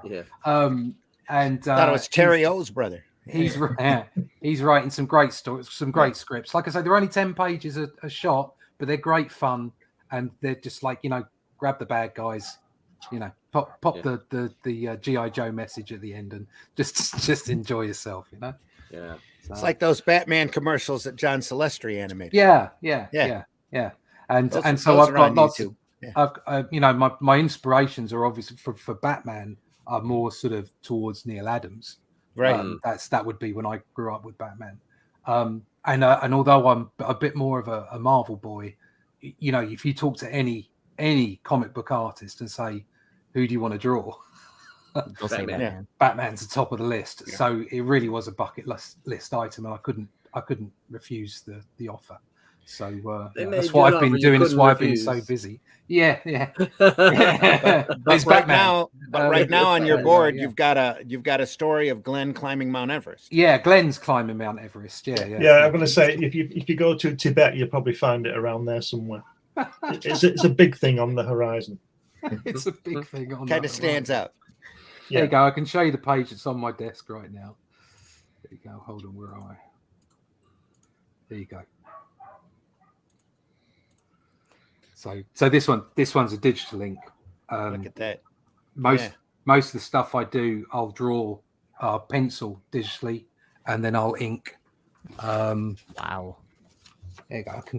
I do have one cover up here that I've done in ink. I'll show you. Yeah, that's a lot more detailed than John Byrne's Snowbird issue on Alpha Flight. That snow reminds me of Gibbons in Watchmen. Yeah. Well, there's so many of these artists in you, isn't there? Yeah. This is exactly what was about Jack was saying. Yeah. So there you go. There's a quick one. So that's ink. That's traditionally inked. Wow. Yeah. Nice. So, your signal is dropping out. Oh, no. Maybe DC is listening. All right. Maybe they are. Yeah, maybe they are. And then he was never seen again. Censored. No, we can't hear your dog barking. By the way, Woof woof. Well, it's not mine. It's my neighbor's dog. Yeah. Here you go. My dog's he thinks he's barking at him.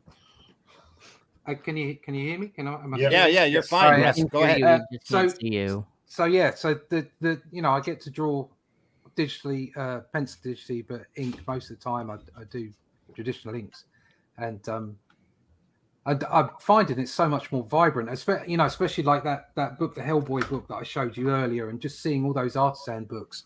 And I've got a big John Boosma one as well. And you just look through the way the inks used to be done, and just how much skill and ability there is in there, but also the amount of energy there is in traditional artwork. You just can't get away from it. And so I'm absolutely hooked now. I do the occasional digital ink, if I want something outdoor really quickly. But even then, I'm finding I'm not dropping time in doing traditional ink work. It's just that certain projects that are more designer, you get out the door and you do it completely digitally because there's no real need to have that traditional artwork.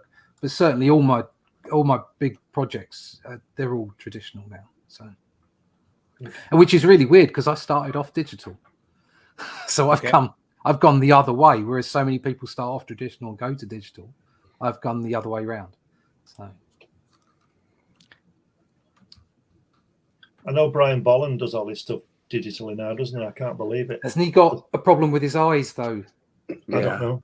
I don't Yeah, know. I think he's had a problem with his eyes for an awful long time. I mean, right. I went and looked at his process more than 10 years ago now, and he had like an old copy as Photoshop 3 or something, CS3 on an old machine, and he'd zoom in really close and draw. That's as far as I understand. I don't know. And most of that was to do with his eyesight, I believe. Right. Well, doing comics is a dangerous business. There's a lot of that can be, and it doesn't seem like you would have that, but it does. Happens a lot. Tendonitis and elbow problems, arm problems, weight problems, Weight Back problems. Weight problem, yeah. sit around Butt in front of problems. the board for too long, butt problems. Yeah. Just sitting. Anger. That's why it's so rage important to problems, get the you right can't equipment, the those right right. chair. Yeah. But I do most of my drawing standing up at the board, though. I always Do you have. really? Yeah, That's I cool. always have. Yeah, Wow. It's unique I to can- know. I feel a bit restricted when I'm sitting down drawing because you can't move. You can't reach for that thing, and you've got to get up, and so I stand up. That's what I do most of the Well, time. that's why it's so fascinating to see everybody's art space. All of these artists, especially the older artists, because they've got everything around them within arm's reach. Yeah. And a lot of times they know where it is without even looking. Well, that's it. Grab Like whatever stuff and like this, we're showing stuff before and all this kind of stuff. It's all just accessible, Are those medieval torture devices? Yeah. I have no idea what you're talking about. This one is particularly awkward. Yeah. What's that for? There we are. Oh, That's what you call a French curve. That's That's right. disgusting. But this rule is. I bought this in 1979, so Wow. you just get you just use the same stuff all the time. Got it all handy. Yep. This None is of it doesn't 1990, spoil. I think. Oh, This yeah, one is of those. brilliant. Great. This is brilliant for close work. Really good. Instead of Oh. the usual A4 thing, massive thing. Would make a Yes. great scissors sound effect too. Yeah. When you're clapping it together. Yeah, but Yeah. do you have one Roland of getting these? out? What's Roland getting out? That's right. Do we have one of those? Eyeglass? It's a Wow. loop. Lovely. Look It's at a that. loop. You got one of these? I don't have one of those. But I I've don't have seen one them. of those. No, I probably need one. Is at that a this weird point. monocle? No. That's pretty much right, Chad. I've used. Oh, it really is. I used to use one of those checking slides. Registration. For photography. Yeah. Registration. Yeah. For repro work. Decoration. Mhm. Printing. Repro work. Yeah. How Yeah, long also- would it take lettering a book traditionally, like by hand? Was it pretty laborious? That some people would find it fun. There are some really big professional letterers out there that have it down to a science. Yeah. If they're doing it by hand, you whip out that old Ames lettering guide and just sit there and just Yeah. It's Oh, really right up. it's for the hand letters that's what they did. The hand letters, those guys can do it just as fast as a digital letter can do it today. You could give we could have so when they were on staff, we could have a book lettered in 2 days. Wow. Wow. Yeah. when you have somebody competent that's been doing it for a while. Yeah. that knows That's what I'm they're talking about. doing, Yeah, yes, we had Pat Owsley was one of our letterers. Dave Lanphier started What is that? lettering at Malibu back in the day. Wow, look at that. Graphing ruler. Oh wow. All right, guys, let's not go comparing the sizes of our rulers. But yeah, they could do them just as quickly as a digital letter can today. Again, if they were a letter now, if that's something, let me just pick it up and try it today. Well, it'd probably take them longer to do. But yeah, if they were hand letters, yeah, they could whip those things out. I don't know how fast Eric Weathers works, but he must work really fast because he seems to be everywhere lettering. Now a Claremont book probably going to take you a week to do. Yeah, all depends on how much verbiage Claremont wants to add in there. I think the testament to the original hand letterers, people like Artie Simek and Sam Rosen and John Constanza, especially Simek and Rosen, they lettered all those books of Marvel in the 60s. Yeah, it was either one or the other. They did all of them, so they must have been churning those pages out. Their lettering. That was letters, that was banners, that was captions, that was sound effects on some of it. Yeah, it's pretty crazy. What year was the official transition between, majority of people going from traditional letters to a digital platform? There was no definite year. Just it all over depends time. on who got their equipment updated the fastest. Right. Yeah. But if I were to guess, I would probably say you're looking at around 15 years ago, probably. Okay. Ish. Maybe. Yeah. Maybe I'd say- a little I'd say- earlier than that. Yeah, I'd say before that, because don't forget, when you get to sort of late 80s, early 90s, people are getting scanners and computers. So artists could scan it in and send it in, whereas Kirby and people would put it in the post and then it get to the office and go out to Simek or Roz and then But I don't know anyone who was Joe Sinnott or whatever. But I don't know anyone who was digital lettering in the early 90s. I know a few in the late 90s, and they still looked bad. They looked like they were typewritten. Well, I still have my copy of Whiz Bang on a on a three and a half hard disc. Yeah. So how old was that? That's probably in the late 90s. I think I only have one system here now that'll even take it. But his question was like, when did it go kind of from majority hand to the majority, majority digital? And so I would still argue probably about 15 years ago. So you had your Nate Picos and Blambot come up and start offering fonts and that kind of thing. Yeah. Yeah. Or DaFont. I think that was when I was in high school. DaFont. Yeah. DaFont.com. Yep. Yeah. Because you can get those easily. That was just last week now. for you, Chad. What are you talking about? Yeah, I graduated like yesterday. It's awesome. No, June. That was a couple months ago. Oh, was it? Man, everything blurs together now. I can't remember. It does. You get the older you get, the worse it becomes. June. I hate it. I wake up and Can't my back remember is bleeding June. too. Russ probably can't remember June. June just disappeared. Yeah. So, well, hey, last November for me, gone. Yeah. Yeah. No, I really think people should start doing the lettering on the board, but that's just me. I always say this, but it's just me. I just love it. Well, so I will say page. this: lettering digitally has so many advantages that lettering on the board does not have. Mhm. And I'm a fan of hand lettering. I'm a fan of lettering on the board, but as one who kind of makes the whole packages now. But just imagine if you got that. Just imagine, for argument's sake, that you got the original artwork of Fantastic Four #1, and there was there's no lettering on it. Yeah. It's all part of it. I get it. I understand. But there are just so many advantages to having the letters on their digital now. But I hate to say it, but I'd still be calling Heritage Auctions the next day. It's great to do. It's really nice to work on. Oh on yeah, the board. I don't disagree with any of that. That's why they call it illustration board. I don't think made that for illustrations. I don't think that if I was to sell any of my pages that have been published, and I know you're not going to like this, but I don't think that they'd be more valuable if they had lettering on them. Yeah, I tend to agree because you're not buying it for the letters so much. You're buying it for the art. I wasn't talking about the worth of it. I was talking about having the letters on it. And for that, I love you, Glenn. I love you too. You only love me because you know I'm right. Yeah, I know you're right. I know you. There's no point arguing. I know you're right. You're right, Glenn. Whatever. Yeah. Doesn't Todd Klein do some beautiful prints with his lettering off of his website?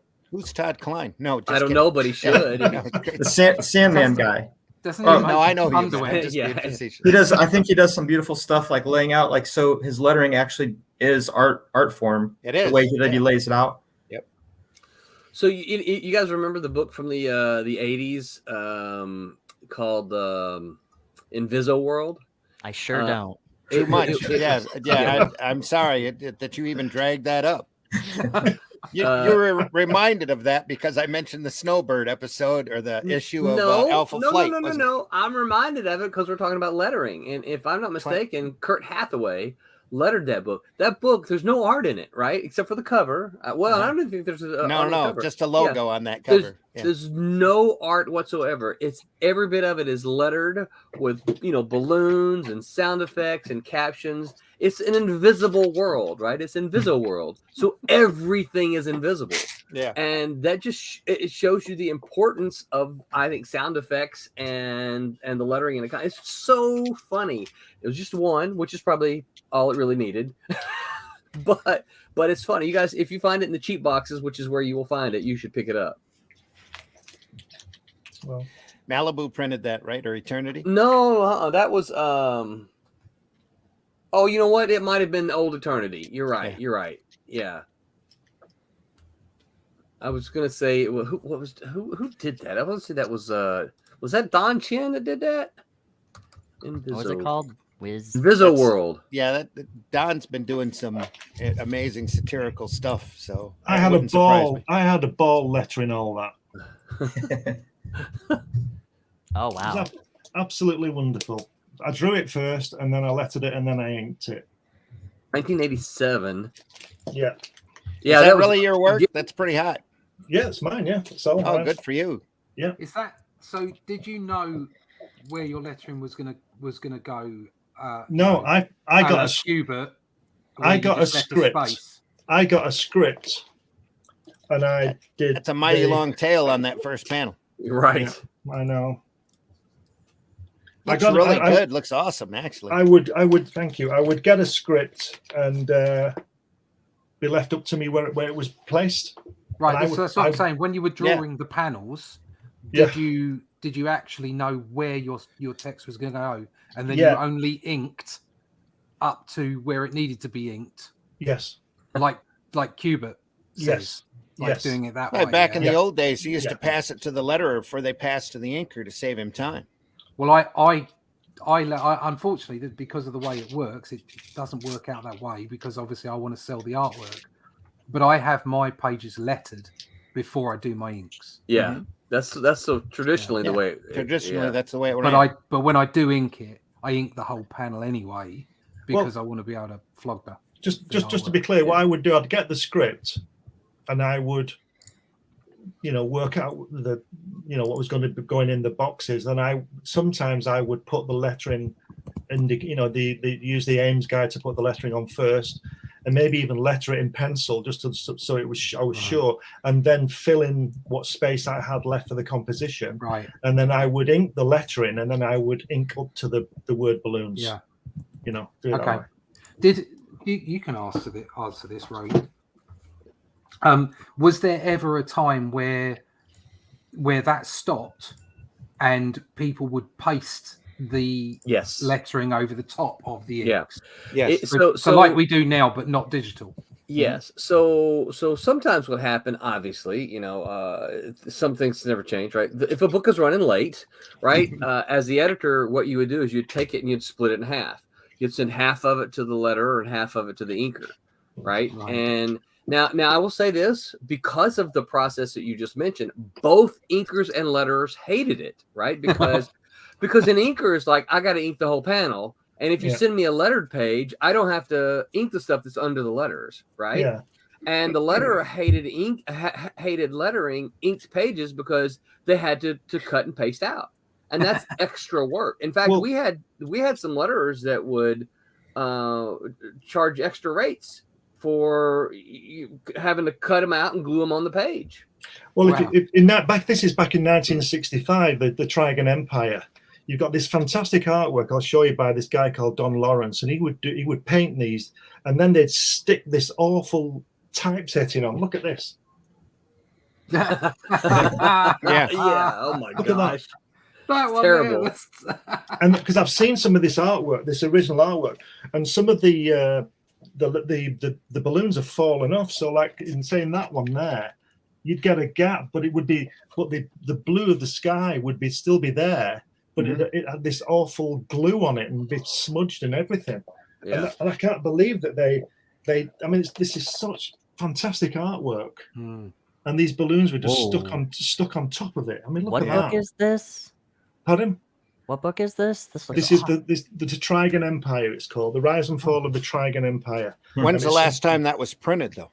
I don't know. I don't know. This is from the 70s, I think. Yeah, this is from 1978. But it's just beautiful work, all that lettering is just stuck on top. I mean, look at that stop there. It's just been typed. It's awful. But the artwork is absolutely sublime. Yeah. Now imagine if that artwork was just pristine and all the letters were done digitally, and so you could own the artwork without having all those nasty letters. Yeah, but just think if they'd done the lettering on the board, you'd Come have the on, Russ, give me story. an You'd have amen. the story as well. Yeah, some of Richard The whole thing. Richard Corbin's early work for like heavy metal and stuff like that, where he had to do the lettering, was like that, where it's just like typeface that was glued onto the it's horrible. onto the artwork. That was long before the digital age. That's for sure. Yeah, that's back. He was using an old airbrush, brushing everything in by hand and just doing beautiful work. Yeah. I saw Mobius drawing some blueberry, and he hand lettered the book with a brush. Wow. He used a brush to do the lettering. Serial killer? Yeah. Yeah, and he. Oh my god!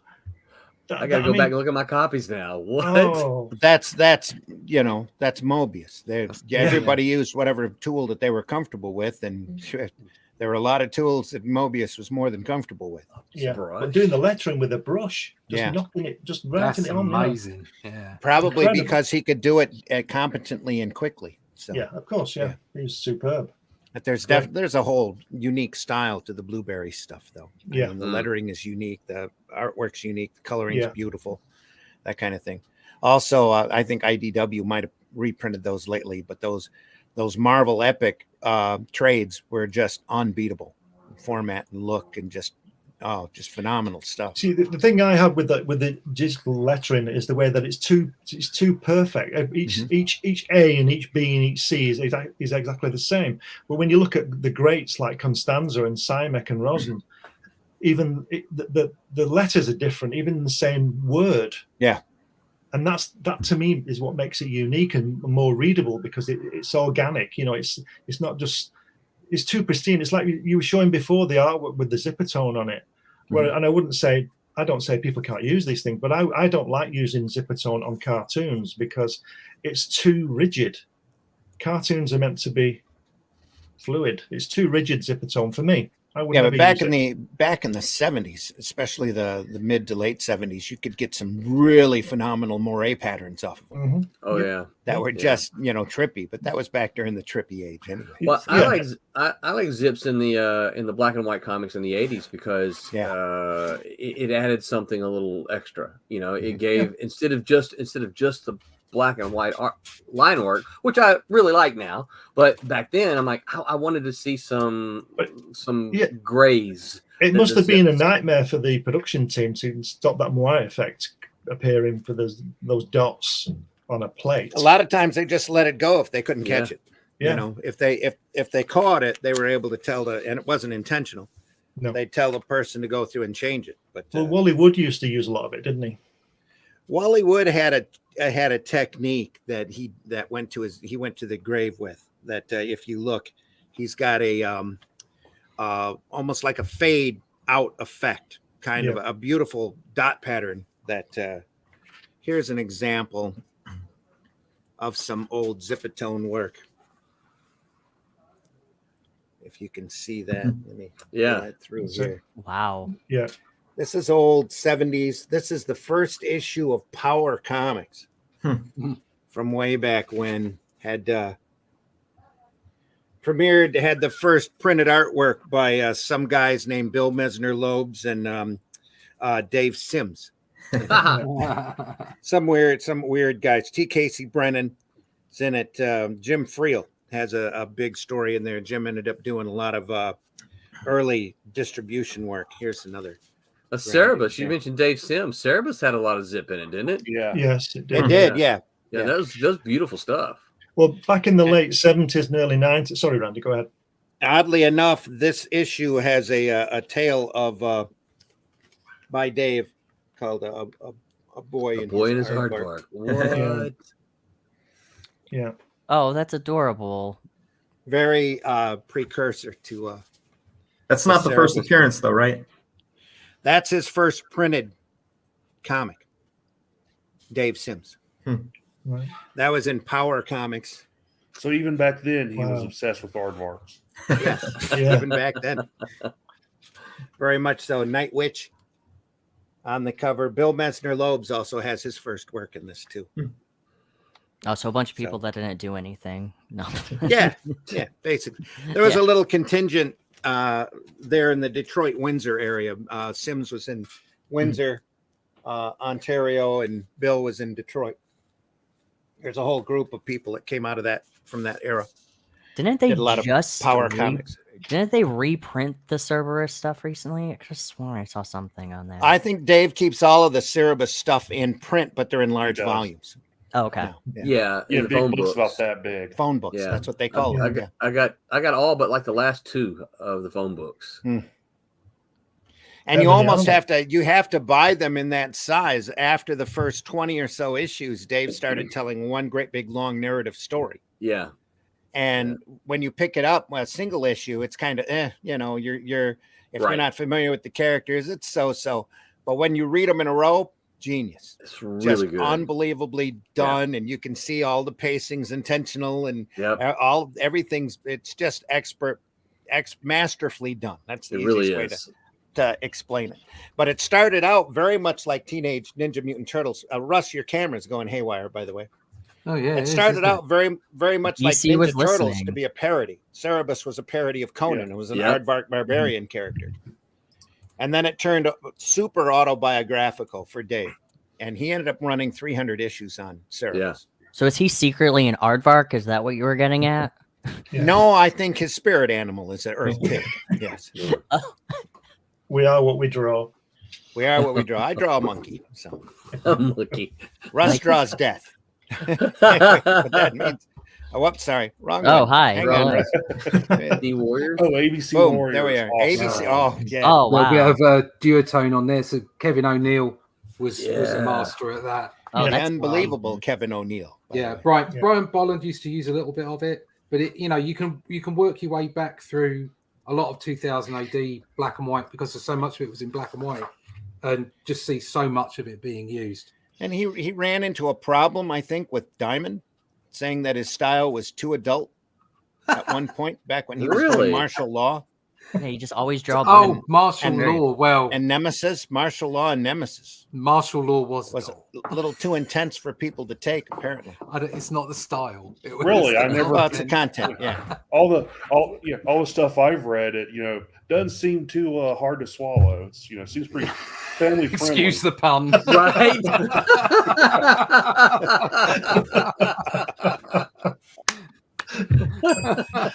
Bell for that. Yeah. Hail William Pace. Finally, we've got more people in the chat. Come on, folks. The chat's being mighty quiet today, but that's okay. We're being chatty, so it's all good. If I'm you're out there, almost hit late. that like button. Go over to we are now the Indie Comics Network, ICN. Go over to the Indie Comics Network over on YouTube. Make sure you subscribe. We just passed 400. We're on our way to 1,000. Once we hit 1,000, we'll be in the big time with the super chats and the join us kind of stuff and all of that. We're looking forward to those days. We're sure we're going to be climbing from here on out. So that's why we changed our name from Raging 2 to the Indie Comics Network. We'll be carrying a lot more programming. We've got the viewers. We just need the subscribers. So go over there and subscribe. Tell your friends. Do it now. Do it now. If you We do only it have now, a few minutes left in the program. Let's jump over real quick if we can, because Joe's been very patient and he's been sitting there on the sidelines. Yeah, who is this guy? Who is this guy? He's been there for an hour. Just we're all old farts talking comics, except for Chad and Joe. So. Hello. Oh, and Mitch. I think Mitch is still young. Right there, you're. Yeah, I say just that. saw that jump. Younger Joe, than us. hang on, just a Wait, second. who are you calling old? Well, none of us are really old. We're just Okay. farts, that's all. All right. I think you and me, Roland, are seconds here. Joe, I just Yeah. saw that number move. All right. The Misadventurers 1 through 4, all ages, fantasy comic, Look at full that. series 1 through 4. Great story. Look at that artwork. We got a new video Wow. emotion comic we updated it with. Did you? Is that in here? Yeah, if you play the cover up above, Ooh, you get a Pokemon card. Heck yeah. it'll play our little. Oh, I might have to pull out of this and reshare it so that I have audio on. Now that I think about it, let me do that. It'll just take a quick second here.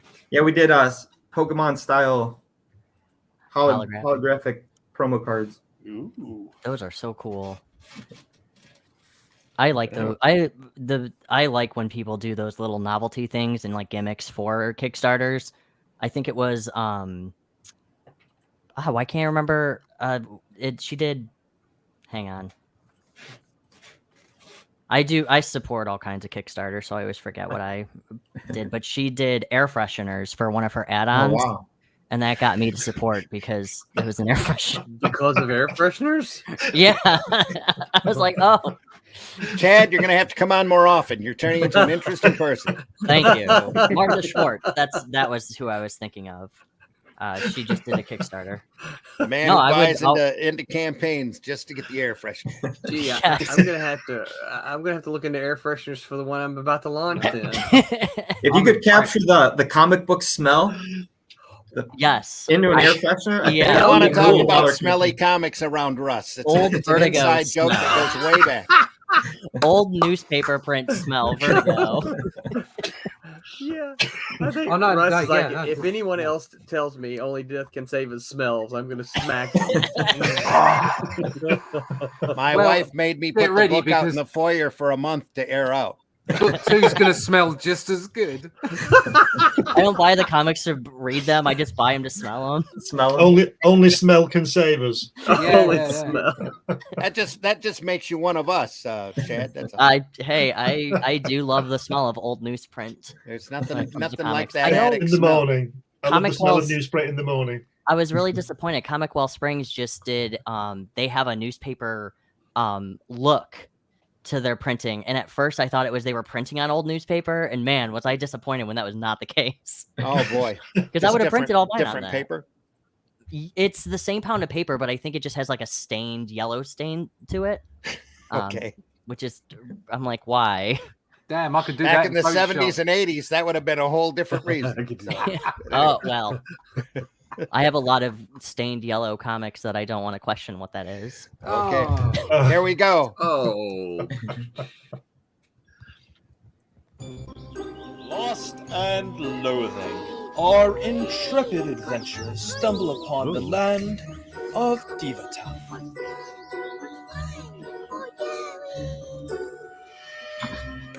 See, I'm looking to get back to Stonia. And Dumbledore here, well, has apparently disappeared. Sounds like you're wanting an adventure.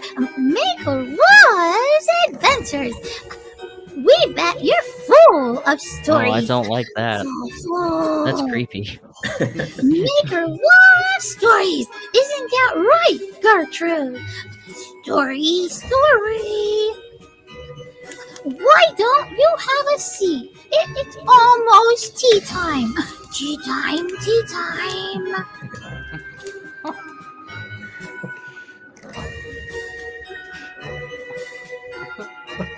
Back now before all the drugs run out. That looks like a lot like a Scotty Young style. Yeah. I like his stuff. So Hey, there's me. So you're the narrator, Joe. yeah, I just noticed that. Yeah. so you did Nicholas the kid Torres voices did the art. too. No, a friend of mine. I'm not that talented. You could have just said yes. I would I have like Yeah, the shake I'll you take just credit. flames about it, I'll tell you that. 76 backers, only 58 hours left to go. The Adventurers 1 through 4, an all-age fantasy comic, full series. Oh man, now I got it back because of that really creepy video. We try to harness some Invader Zim, some Jonan Vasquez, and some Scotty Young in there. I hate Fairyland, so Oh, dude, I Hate Fairyland is a beautiful book, and I'm happy it's returning. along with Shirtless Bear Fighter. That one came out of nowhere. I love that book. Shirtless Bear Oh, man. Fighter, huh? That sounds Yes. that sounds like my kind of book. It is. It's a beautiful series. It's right up there with Octopus Cowboy. There's a book called Octopus Cowboy. Oh, yeah. Chad, that book is Oh, amazing. I love octopuses. They're like my favorite animal. And they have air fresheners, Chad. Oh my goodness! That is like an octopus. I think if you ask him nice enough, he'd probably make one. Do it. I Let me will. find it here. Give me just a second. I gotta move my copy of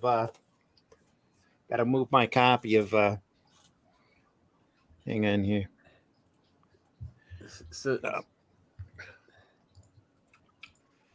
Barb the Berserker. Oh, that's funny. The last Berserker. Yeah. that's find cool. my Octopus Cowboy here. Yeah, Randy, I got that one. It's on Here's my one, list. Roland. You might remember Poison Oh Oak. yeah. Oh, Picked that up for $5 at the last show I was at. I have a couple of Wow. those old ones. Let me Isn't it let me funny take buy- this out of buying the your wrap own- because I know Chad will want to see it. There it is, Octopus Cowboy. Oh my god, that looks awesome. Oh, listen, It is Eight awesome. on the front there was as well. so much good about that. There's so many questions that I have for that cover, and now I need to know. Jason Orfalas, Orfalas, definitely worth the price of it. Look at this art. Yeah, beautiful. Yeah. artwork. It's Oh, yeah, wow. It's just a beautiful book. I'm gonna tell you, I have a problem with it, and I know you guys may yell at me for this. Okay. I have a problem with it, and my problem was when I got to the end, it was continued, and here's my problem with that. My problem was that it was big, right? It's a big thing, and I expect something that big to give me some kind of closure at the end. Mhm. Oh, you mean it's a big book? Yes, Yeah. right. And there was no closure at the end, and so I was disappointed in the story because of that. I'm not opposed to, okay, well, we've got more story to tell, but give me some kind of closure, some kind of arc closure, right? And then get me to the second one. That's what episodic content is all about. Yeah.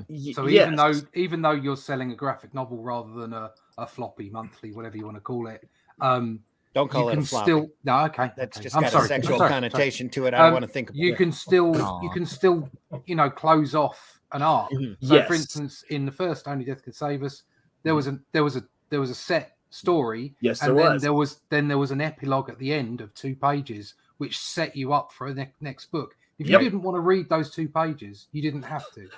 Mhm. And But- and it's the same with the second book. But you There's had there's satisfaction definite- yeah, you because deal you- with the story at hand. you had closure to Yeah. the story that you spent the time reading, right? yeah. And it set you up for, oh, you know what, you've enjoyed this, but look, there's going to be some more, right? So I'm going to Yeah. set you up, and I think that was perfect. I think that was great, and that was my biggest problem. I think there's so much. Am I going to back the next one? Yeah, I am, because I like it that much. But I was disappointed in it for that reason. But can't you do that with subplots? Isn't that the point of a subplot? Yeah, but he didn't. Well, You're right. He could.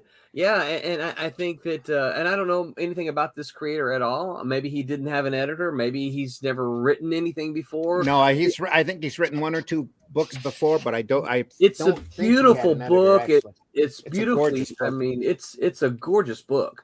But when I came to the end of it, I was a little disappointed. I'm like, I have no closure on anything. And I just read, I don't know, 80 pages. I can't remember exactly how long it was, but Written and illustrated by him. I would say it's 104. 104 pages. So 104 104 pages. pages. And I got no closure on anything, No, So that was my, like I said, I'm going to back the next one just because it's so gorgeous, and I'd like to see something. But when I got to the end of it, I'm like, someone he should have reached out for some help for a story, because I need some kind of satisfactory closing of something, some arc, some subplot, whatever you want to, something. And I think it would have made for a much, much stronger book. Just everyone should just go out and make sure that they watch The Empire Strikes Back. Yeah. It's the perfect. They do that absolutely perfectly. Yeah. They wind a great film up. You get some closure for things, and Yep. yet there's a whole bunch of story coming. Absolutely. And it's a classic way of doing it. Yeah. That's the first time I saw it. I had already read the Marvel adaptation. Was sitting there in the audience, and at the end, when the ships are flying off, and you see the back shot of everybody, and I go, and that's how it ends. Boom. Everybody was screaming. But it depends how many people have seen it. It's the difference between Star Wars 2 and Halo 2. You know, like don't leave people hanging. Yeah. Yes. You know, do something. Right. Do Right. something. Make sure that there's a satisfaction to the end Yes. of whatever you're watching or reading. Yeah. Otherwise, you're going to lose people for the next bit. Well, people will also, if you keep it open ended, people are going to forget about it, or and just like and it'll just when the next campaign comes out, they're going to be like, wait, there was another one. Yeah. So they won't keep up with it. Yeah. Wow. Yeah. Marv says he wanted to back Octopus Cowboy, but there was a big problem with the shipping. He was charging 23% of the cost for customs. Ooh, $60 average per campaign is criminal. Ooh, yeah, it is. That's no, that's rough. Yeah, that is. I bought back Doug only for a book. Yeah, I don't know, $60 for Doug 10 apples. Earthworm Jim was really nice. Well, you didn't just get that though. That was a completed hardbound book set in a big box with a couple of posters, and that package was fantastic. It was like an experience more than just a book. Yeah, and you were paying for a hardback as well. I mean, that was 2 hardbacks. And I'll tell you, when I got Bigfoot Bill and I saw what the second hardback looked like, I made sure I bought that second hardback when I got the Earthworm Jim book. Yeah, because it's just such a nice package. I kept the box for the Earthworm Jim. I'm like, no, this book is not going on my shelf. They're all going to stay in this nice box. Exactly. I've got it sitting on a shelf here in the box. Yeah. I burnt the box. I know some people burn the book, but that's a whole nother matter.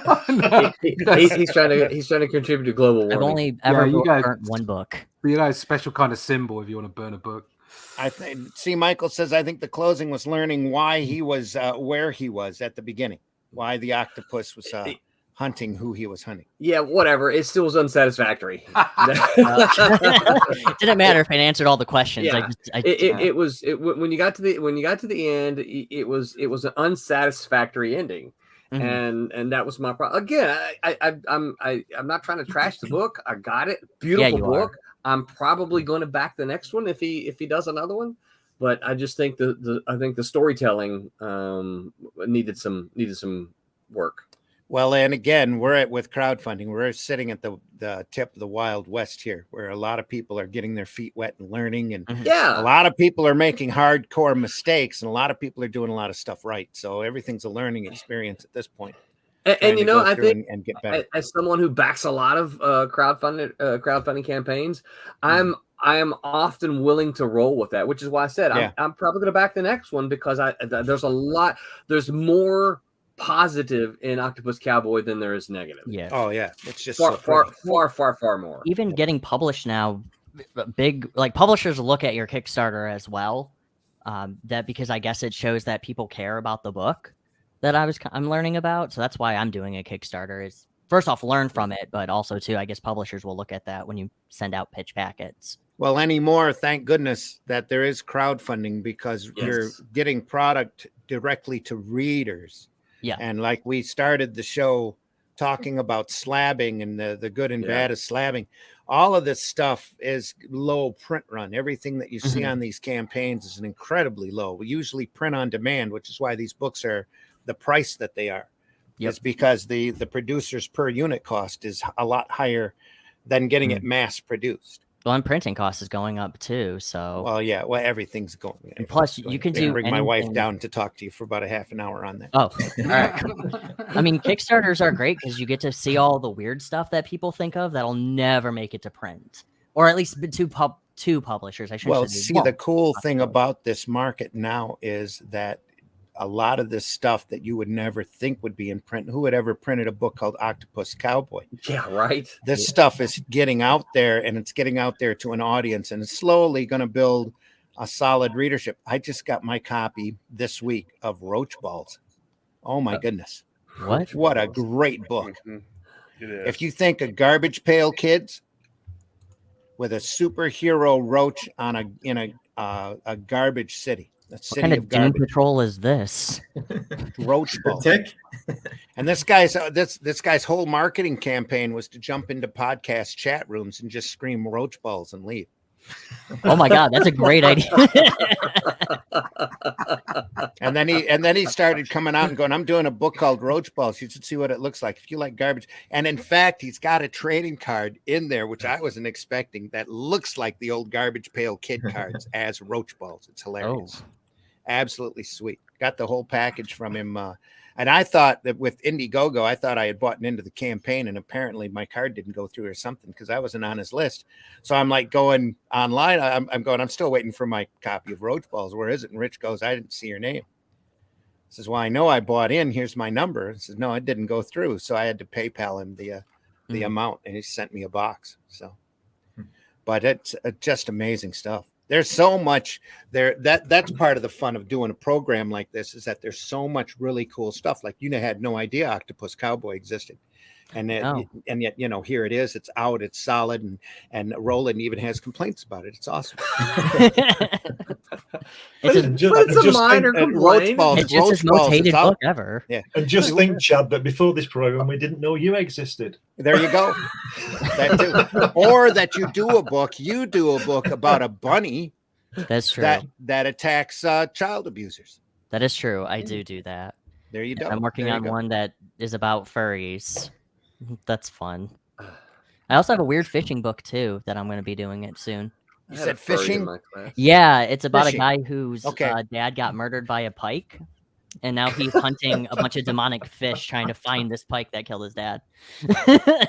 There we go. It's part of the fun of this business. Because I like fishing, and I was sitting one day just out on my aunt's lake house boat, and I was just drifting around, and I'm like, man, I could do a comic about this. And I caught a pike just a while back, and I was like, I got bit by this pike. What if the pike killed this guy's dad?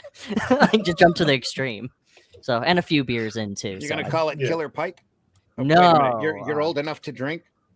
Well, legally, no. Oh, I shouldn't have asked. And I'm sorry. You should have said yes, just barely. The police are gonna be at my door now. And Russ, don't tell. What's your name? Don't tell him, Pike. Don't tell a pike. That's an Don't tell a pike. Joe, tell folks how they can find you. You can find me at Joseph A. Michael on all the socials and on Kickstarter until August 30th under the Misadventurers. Only like 55 hours left to go. The Misadventurers over on Kickstarter. What? Well, thank you. I just backed him. Thank you, Roland. There you go. Last time we had Joe on, I had to back him. He's gonna make us feel guilty about it. Then I'll back it. It's just that good of a book. You see, that's also, I didn't, the first time we had Russ on, same story. I don't know, Only Death Could Save Us. Come on, I had to back it. Yep. That's the way it is. Mitch, tell folks how they can find you. Almost find awake, me on- Mitch. Yes, I'm fully awake now. I should change my name. Change your name. You can find me at Linktree/Celtic Cross Studios, where you can find my online store, my website, t-shirts, my online comics, everything. One-stop shop. I love Linktree. Instead of having to put out all these links and stuff, just fully awake. Linktree is a There you beautiful go. I thing. changed your name. It's all good. Oh yes, I just noticed that. Yes. Roland, tell folks how they can find you. Tell us about Silverline while you're doing it. You've got to have a campaign running right now, right? No, we have one running in a week. There we go. Just about to start one. Yeah. So yep. So you can find me on all social medias, Roland Man. You can more commonly find me hanging out with Silverline Comics. You can find us over on YouTube, Silverline Comics. This year we have been, or for the past year and a half, we have been running a Kickstarter every other month. and doing 3 books, 2 books and 3 books. And this month we're going to do this next campaign. We're going to do 4. And that's just because we just keep making comics. We just keep making comics, and we can't stop. You do a wide variety of comics and a wide variety of styles with a wide variety of genres. So. Yes, we do. We do all kinds. We do science fiction. We do horror. We do superheroes. We do comedy. We do all kind of stuff. We are part of our tagline at Silverline Comics is a genre-spanning independent comic and graphic novel publisher, and that is true. So, we do all kinds of stuff. Don't leave yet, Marvy, if you're still there. Hang on. Go ahead. I'm sorry, Roland. No. It's all good. So, yeah, we a whole bunch of stuff with a whole bunch of different creators. There's about last count, there was about 50 to 60 different creators working on different books. So, it's almost more than I can keep up with. I hear you. Go over to what you have, silverline.com, right? Where you have silverlinecomics.com. Silverlinecomics.com. Yep. Marvy's having a problem with Clip Studios Paint. He's created a project with 32 pages and he can't import PSD files. Don't import them. Just open them with Clip Studio. Yeah, it should automatically. Just open them, Marv. Just open them. Don't import Save yourself them. the lobotomy, though. Yeah, don't I? Just open them and cut and paste if you need to. Also, Clip Studio is getting a subscription-based service now, so just want to say. Much to their detriment, they're going to figure out that's going to hurt them. Yeah, they might make a lot of money in the short run, but it's not going to help them in the long run. Well, no, the nice thing about it was open source, if I remember. Yeah. And everybody could kind of make it their own way. Now it's just going to be locked. I'm still working off of Photoshop 7. Thank you very much. I have the current Photoshop, and it's a bloated nightmare to work with. That's why I'm still working with Photoshop 7. Thank you very much. I've got CS6 and CS6. Yeah, CS3 right here. We were all comparing. We were all comparing tools earlier. I've still got 2 big towers over here. One runs my vinyl cutter, and one I use as a graphics computer. Both of them are offline. And my big monster tower over here, I've got with that I actually have hooked up. As classic, I'm running those floppy drives. Hey, I'm still working off of Windows 96, so come on. Be careful with those towers, mate. You don't want to fly into them. Was that too soon? Sorry. Hey, what now? Oh, you were making a 2 towers joke? No, it's never too soon.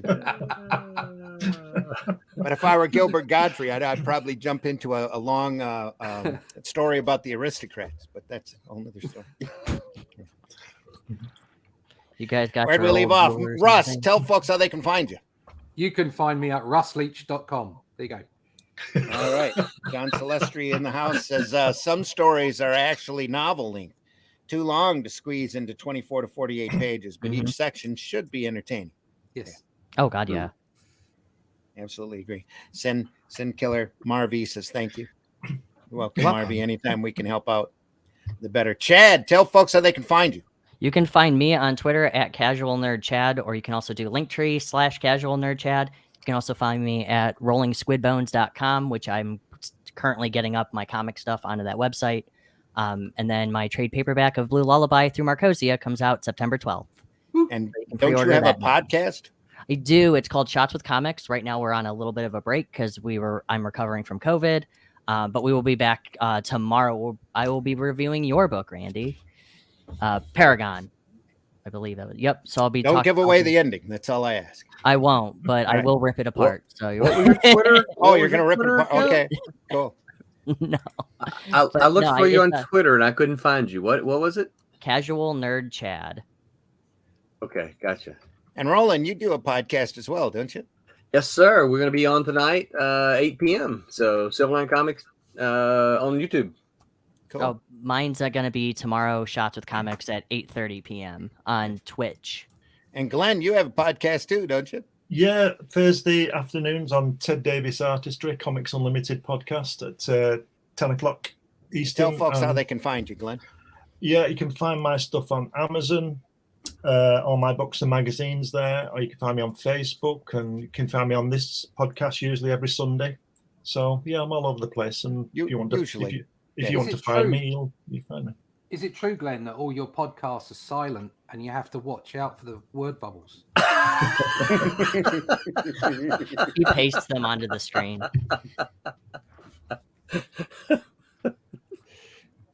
And hey, I want to thank everybody out there that's listening, everybody that will be listening. This has been the Sunday Funnies for the 28th of August, 2022. It's Jack Kirby Day, everybody. Let's celebrate Jack Kirby's birthday. It would have been Happy birthday to 105 the today king. if he'd have stayed alive. All hail to the king. Great We book. wouldn't be here if it wasn't for Jack. It's time to sing happy birthday now, and a one Nope. and a two. Nope. Oh, Let's not We go want there. to honor his legacy. We don't Because want out to of everything that we could do, we would probably be copyright struck for that. Really. And I am in other news, Jack Kirby's almost positive. fame decreased because 7 guys saying happy birthday. Pretty much.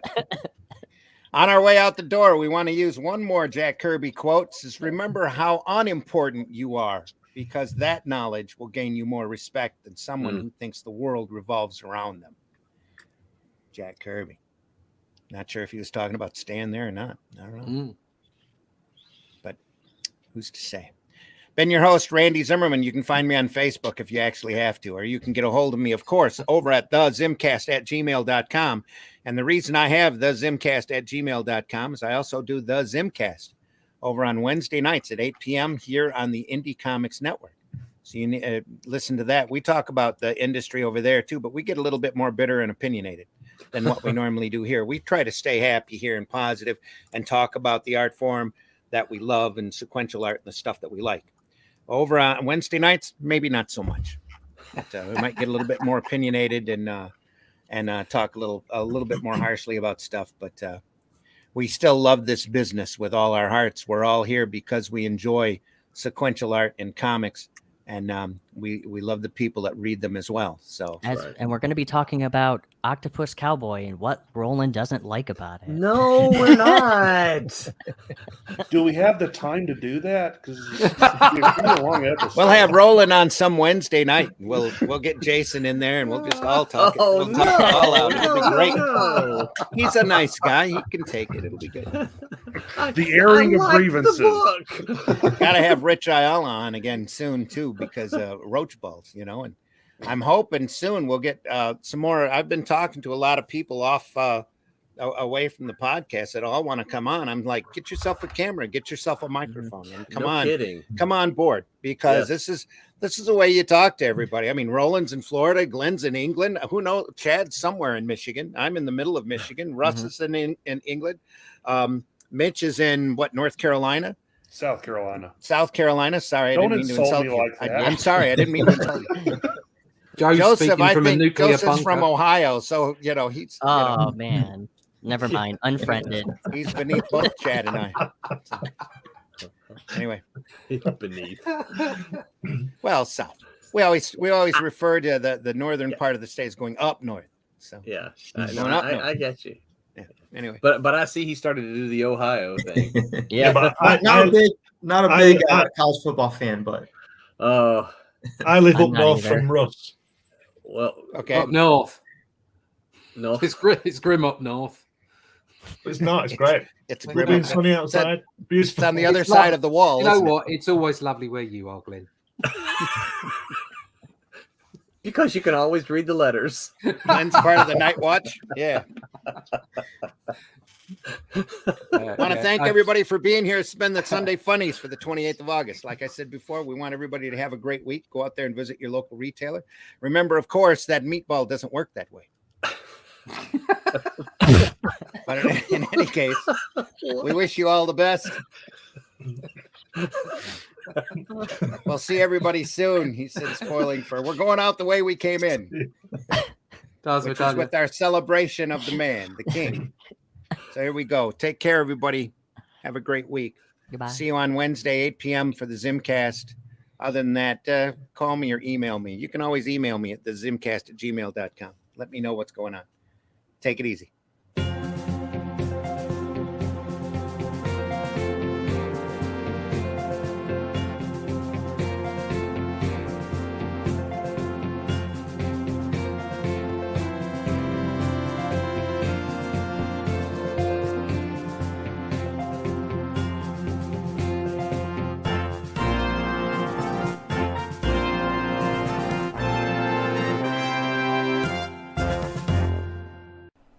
Uh-oh. Guess what day it is? Guess